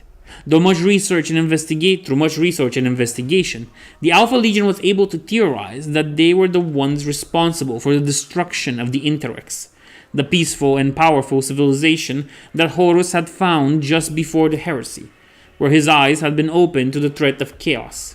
Everything that could be gathered from the Interrex's ruins is still kept in the Legion's archives, and the Hydra is ever vigilant for any signs of this hidden menace. But none have been found in 10,000 years. With the unremembered war finally put to an end, with the death of the last Cabal Lord, the Alpha Legion could at last look to the Imperium's future, as had been ordered by the Emperor to Omegon.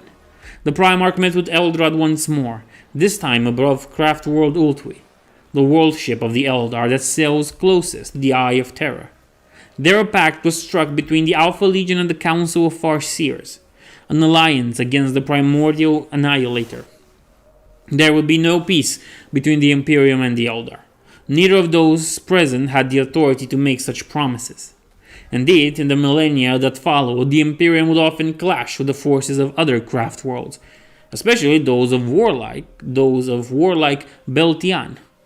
For every occasion where the prideful Eldar have joined forces with the Imperium against a common foe, there are a dozen more incidents where the greater forces of order have fought instead. But the Alpha Legion would ensure that those among mankind who called for the systemic extermination of the children of Isha were silenced, and the Farseers would do their best to curb those of their own who longed for a return to their faded days of glory, where the entire galaxy was theirs to do with as they pleased. Word of that alliance was sent to Perturabo with utmost secrecy. The Lord of the Iron Cage, in order to avoid that he spent his resources fighting Craftworld Ulti when they both had a common enemy within the Greater Eye.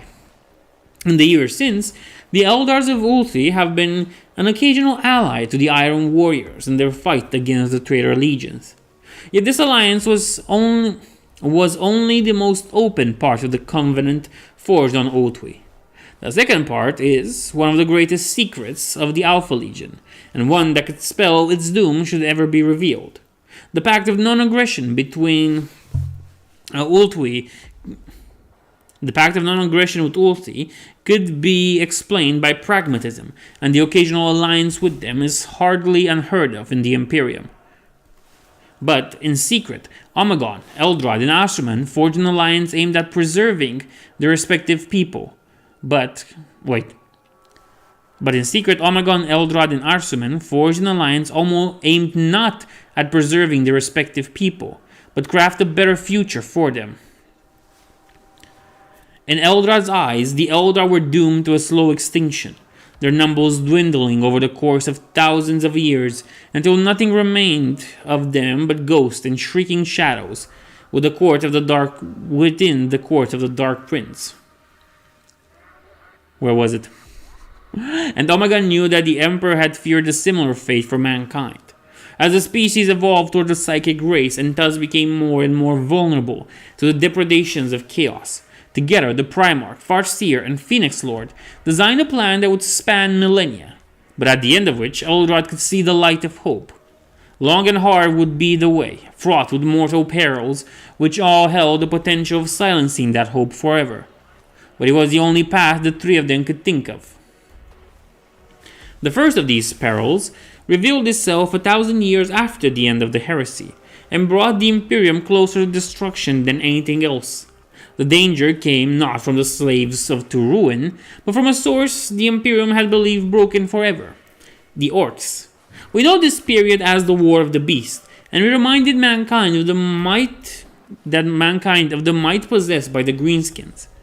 1,000 years after the heresy, the Imperium was enjoying a period of peace and prosperity, such as mankind had never known before its long, blood-stained history.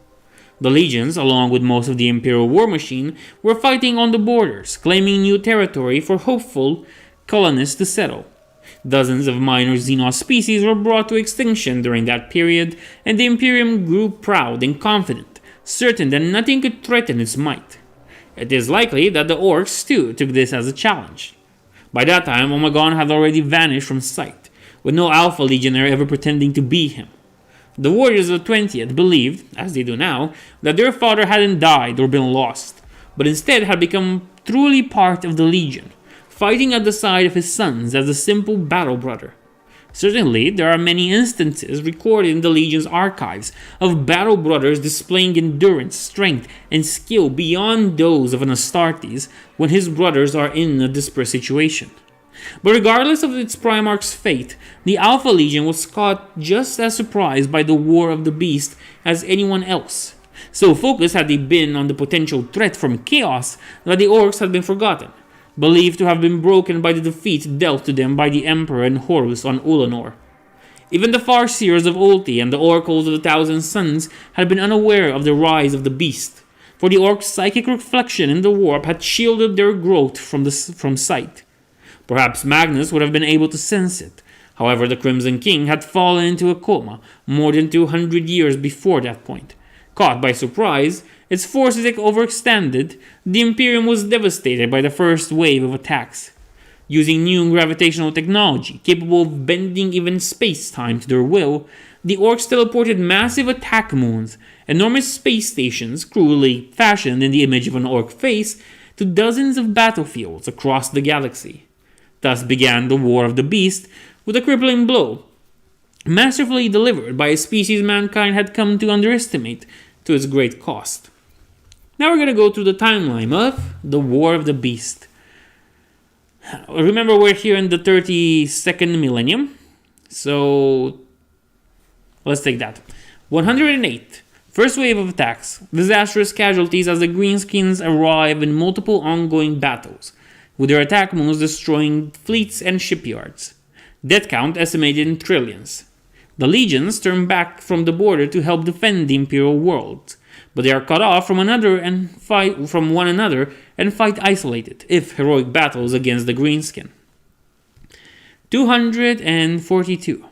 While the High Lords are in disarray, unable to decide on leadership during this unprecedented crisis, an Orc moon appears in Terran orbit. The Imperial Navy and the Proletariat Crusade is launched out of utter terror and desperation, and slaughter to the last. Despair seizes Terra, with dozens of apocalyptic cults taking to the streets, burning supposed sinners in the hope of causing the Emperor to intervene. Strangely, the Orcs do not attack Terra, despite the walls of the Imperial Palace being severely undermanned. 355th. Angron returns to Terra with part of the World Eater's Legion.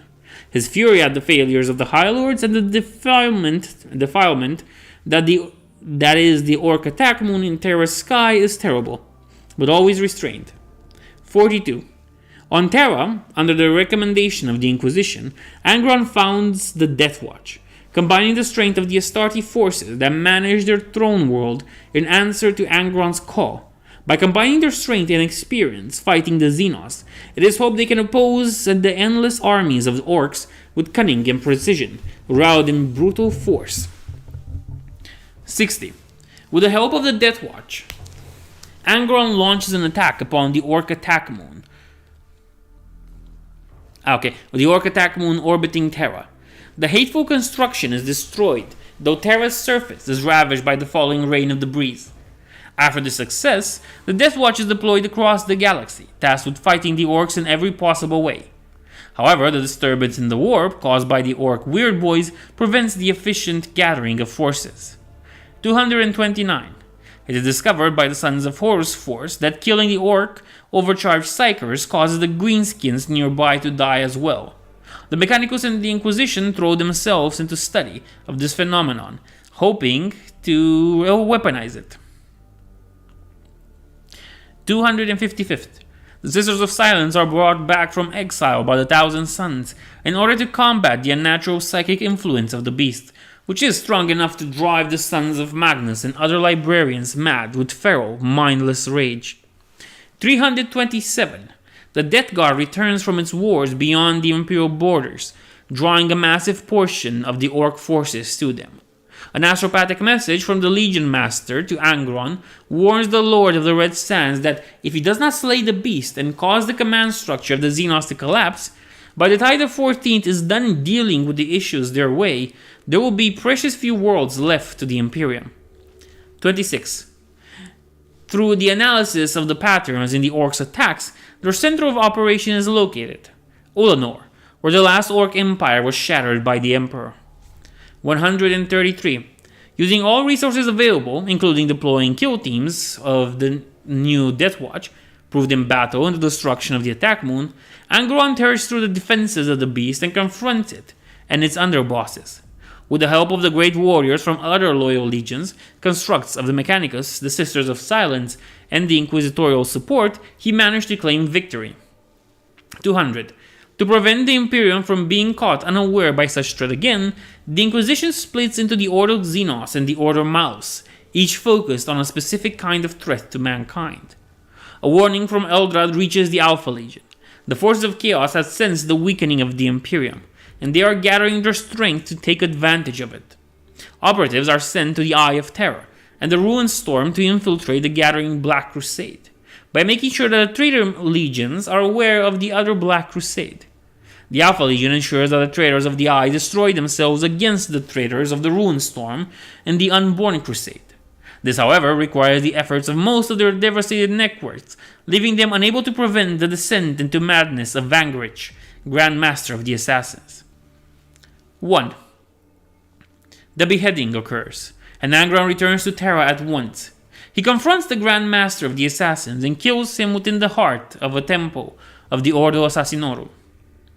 In the end, the Imperium survived the War of the Beast, and the Unborn Crusade dealt with the minions of Chaos who had fought to take advantage of the Imperium's weakness. But the scars of these events would remain for a long time. The beheading, the assassination of every other High Lord of Terra by Drakan Vangrich, the Grand Master of the Assassins, further threw the Imperium into disarray.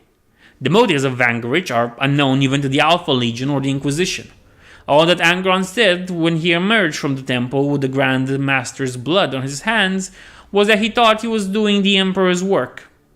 The War of the Beast reminded mankind that there were many kinds of threats to its existence, and that not all of them came from within.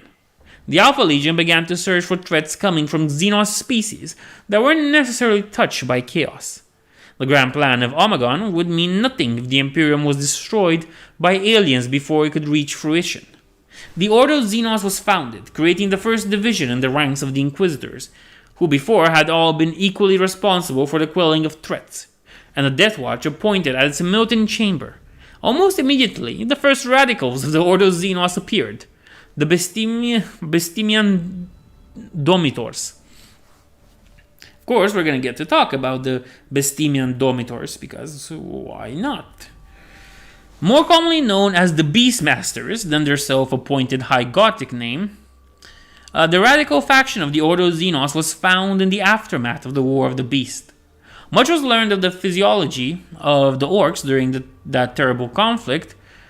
From the study of the exceptional powerful orc psyker that appeared in the Beast's wake, the Magos biologists were able to understand more about the psychic connections that exist between all greenskins. Those with high enough authority to know how the orcs came to be understood that this was likely deliberately engineered by their old one makers as a means to optimize their efficiency in war against the Necrontyr, and perhaps as a means of control as well. The Beastmasters seek to subvert this linking to their ends in order to take control of the vast armies of orcs, in order to keep them away from the Imperium's world or to use them against our enemies as the weapons they were designed to be. Many among the Bestium Domitors argued that such an act would be a return to the orcs' natural state, and even something the greenskins themselves would enjoy, as they would be able to fulfill their true purpose at last. Of course, others among the factions simply seek the means to commit a galaxy-wide purge of the Xenos. Beastmasters and their acolytes often make use of various Xenos fauna, controlled through the prototype of devices by which Inquisitor hopes to fulfill the faction's agenda. They make use of all manners of acolytes, though few come from religious backgrounds. Mostly, the retinue of the Beastmaster is composed of hunters, specialized in taking their targets alive for study, and magoses, capable of aiding the Inquisitor's projects. Psychers are also very common, as a means to study the connection between greenskins. On occasion, they will have Xenos mercenaries as allies, including orcs, though the greenskins aren't told that the true purpose of their employment is to study them and eventually cut them apart. The faction has endured through millennia, mostly using assassination and manipulation within orc territory to prevent powerful war bosses from unifying the greenskins and starting a war. But few still follow their goal, and they have even had some success, using ancient xenotech of dubious origins. Considering the origins of the orc, who were created as living weapons by the Old Ones in their war against the Necrontyrs and the Catans, it is possible that they might actually accomplish their goal and enslave the orcs to their will. However, others are wary that the faction might be turned to the Dark Gods in this pursuit of forbidden knowledge. The Alpha Legion is especially wary, for their Eldar allies have warned that attempting to emulate the deeds of the Old Ones might end very badly. With Cryptman's Gambit, however, the faction has known an increase in influence, as it is hoped by many that their methods might enable the Imperium to resist whatever will emerge of the fallen Inquisitor's folly. To that end, some members of the faction have focused their efforts on the hive mind of the Tyranids, hoping to understand the Synapse link between the creatures to take control of them.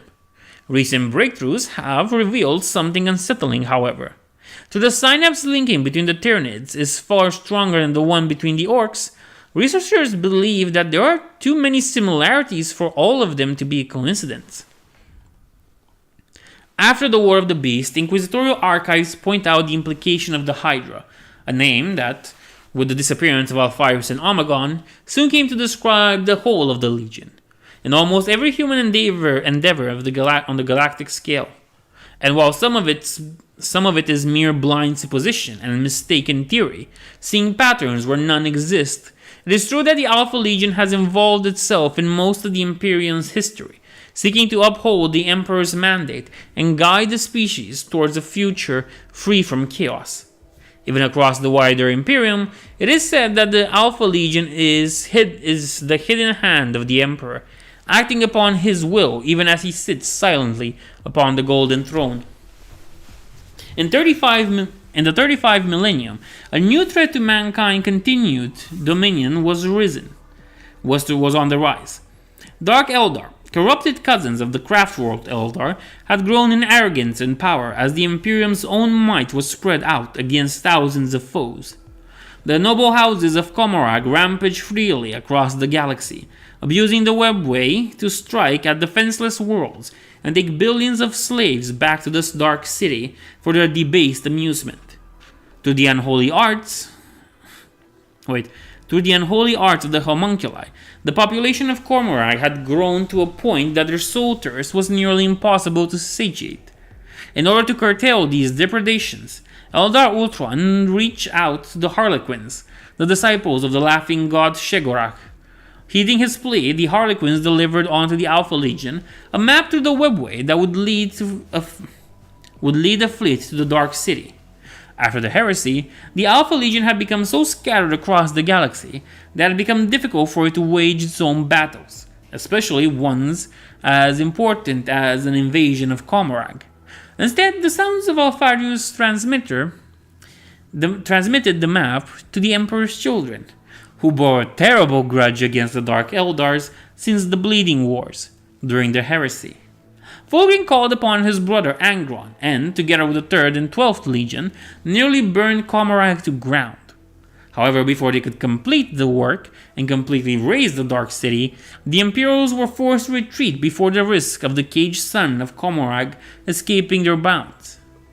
Though the population of the Dark City had been culled to less than a tenth of what it had been before, Fulgrim had been lost in the attack, and the path the Legion had taken was sealed forever by the survivors once they had secured their city. Since that day, the Dark Eldar have somehow learned of Eldrad's involvement in the burning of Cormorag. Absrodile Vict had sworn to punish the Farseer for this, and Eldrad had been forced into a nomadic lifestyle away from Ulti, lest he brings the assassins after his life and soul there. He now wanders through the galaxy at the head of a small army of followers.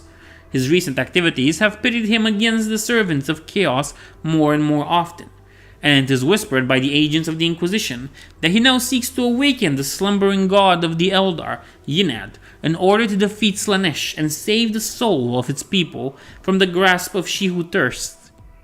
He was last reported seen on Port Demenius, but the reports also speak of a pursuer, clad in the red armor of the Blood Angels. If the 9th Legion had been sent after Eldrad by the Dark Prince, then surely what he seeks to accomplish is a threat to chaos. Or perhaps Slaanesh merely desires to devour the soul of the 10,000-year-old Farseer, I guess. 1,000 years after the burning of Cormorag, the Imperium entered the Dark Age, as a number of threats besieged mankind all at once. Too busy fighting against the forces of chaos, the Alpha Legion failed to foresee and prevent the rise to power of Gorge Vandir, which some suspect hints at the terrible fact that the tyrant was not in any way tainted by chaos, but acting out of his own mortal free will. However, the Alpha Legion was involved with one of those who ended the Age of Apostasy, Sebastian Thor. Notably during the first meeting of Thor and the World-Bearers returned to Terra to punish Vandir. It was the Alpha Legion envoy to the meeting who prevented the Sons of Lorgar from executing the Holy Man on the spot. Afterwards, the Alpha Legion fought in the Wars of Vindication, when the Ordo Assassinorum turned on itself as consequences of Vandir's plots to take control of the Assassins. This implication in Thor's fate is far from unique. For reasons now shared with outsiders, the Alpha Legion has always watched those who display an affinity with the Emperor's light, especially those who become living saints eventually. In the halls of the Inquisition and the Ecclesiarchy, it is rumored that somehow the Alpha Legion knows who is a potential living saint beforehand, and arranges events in order to facilitate the incarnation of the Emperor's fragmented will into these mortal hosts. The living saints. Well, for many centuries, the existence of the beings known to the Imperium as the Living Saints has perplexed and infuriated the Inquisition. Thousands of years of research has yielded precious little trustworthy lore, and there are hundreds of wildly different theories as to their origin, and nature and purpose, of course. Some believe the Living Saints to be impostors, a cruel trick of the dark gods to mislead the faithful, while others think them witches who deceive all those around them, and perhaps even themselves, into thinking that they are the Emperor's servants. But the main theory, the one those Inquisitors who held dear the core principles of the Imperial Creed, is that the Living Saints are avatars of the Emperor's power, According to this theory, the Emperor was made into a god when he ascended the Golden Throne, for he became the center of the galaxy-spanning fate of trillions of souls. Every emotion is reflected in the sea of souls, and so it is as well for the prayers of the countless billions who devote their daily prayers to the Master of Mankind. This creates a massive reserve of psychic energy, which is by its very nature anathema to the dark gods and their minions. Most of this energy is channeled across the galaxy towards the Golden Throne, where it helps fuel the power of the Astronomicon. Psykers who stand on Terra's holy ground or even enter the Sol system can sense the crushing presence of the God Emperor, and few who are not so bound to him can sustain it for too long, even if they are untainted by the ruinous powers. But even untainted warp energies remains wild and unpredictable, and sometimes, whether by random accident or by the infallible design of the Master of Mankind, a piece of that power is instead incarnated within a human being. The moment of transfiguration from mortal to living saint is never the same for two people. Why do I lose this all the time? Some are struck by a bolt of divine lightning while kneeling in a church, while others are raised from the dead upon the field of battle, their soul returned to a miraculously healed body. The power of a living saint is immense, matched only by that of a demon prince or other divine champions. Their actual abilities vary tremendously.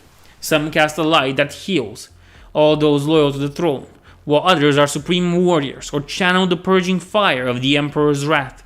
But regardless of the way in which their might manifests itself, the battlefield is shaped by their presence. The moral of Imperial forces soars when a living saint takes the field, while only the most black-hearted of Chaos's servants, of the most willful of Xenos, can stand their ground. Outside of battles, the living saints are lords of the Imperium, beholden to none, but they have no mortal ambition. They are instead driven by visions of the Emperor and his unfathomable goals. Entire shrine worlds are dedicated to their worship, and the faith of these devotees strengthens them, refueling the psychic energy that grants them their power.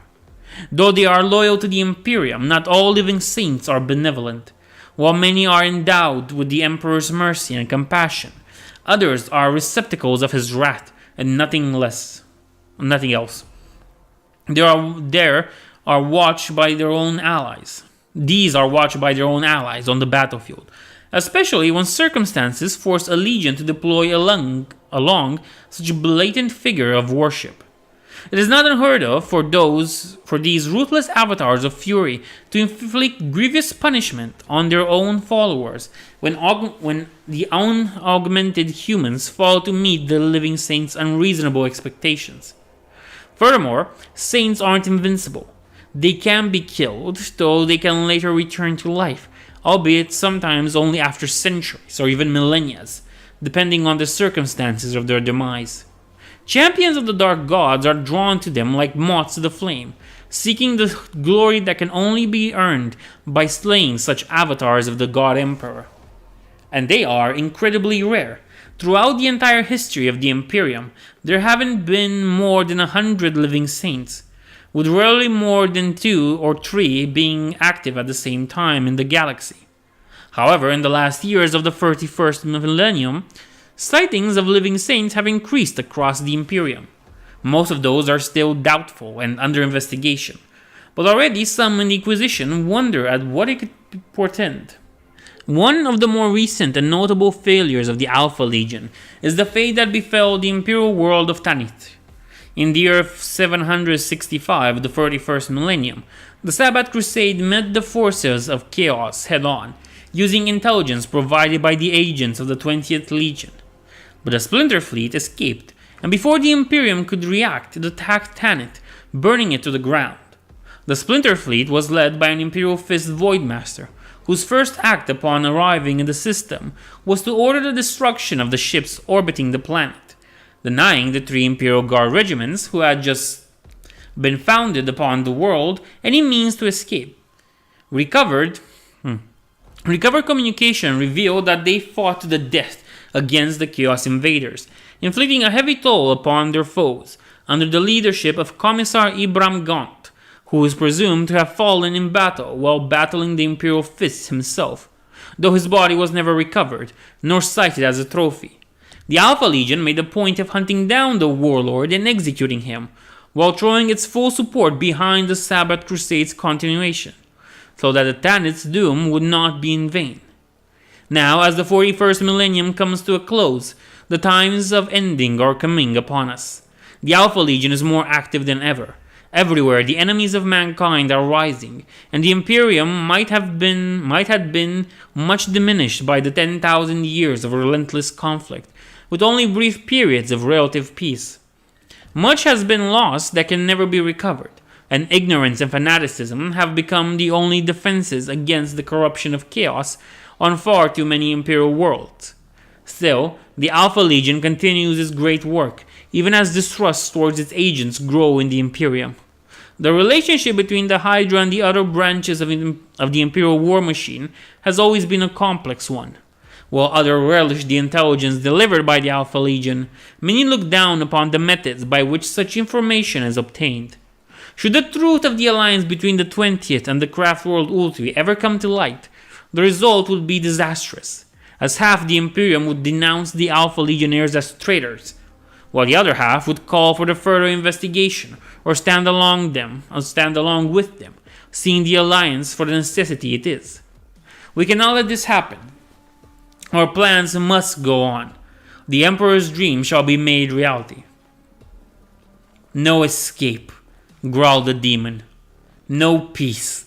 Your Emperor is dead, little snake. His light is gone. There is only the dark. Now and forever. He ignored the words as he kept fighting. His blade danced around, striking the demon's minions. Yet more and more arrived, brought forth from the infernal realm by their master's dark will. You struggle in vain, continued the creature. The hope you embrace is a lie. Your fight serves no purpose.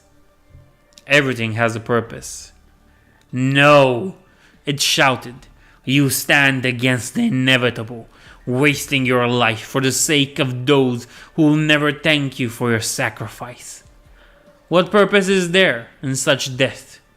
You are alone, son of the Hydra. Alone, and soon to die.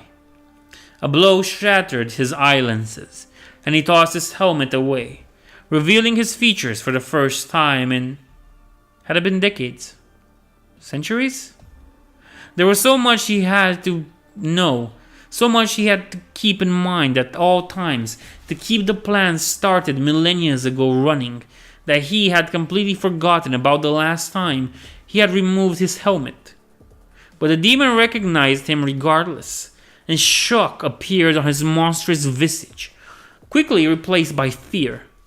They were always afraid when they saw him, when they realized just who it was they were facing. I am Alpharius, said Omegon calmly, his blade stabbing right through the skull of yet another infernal servant.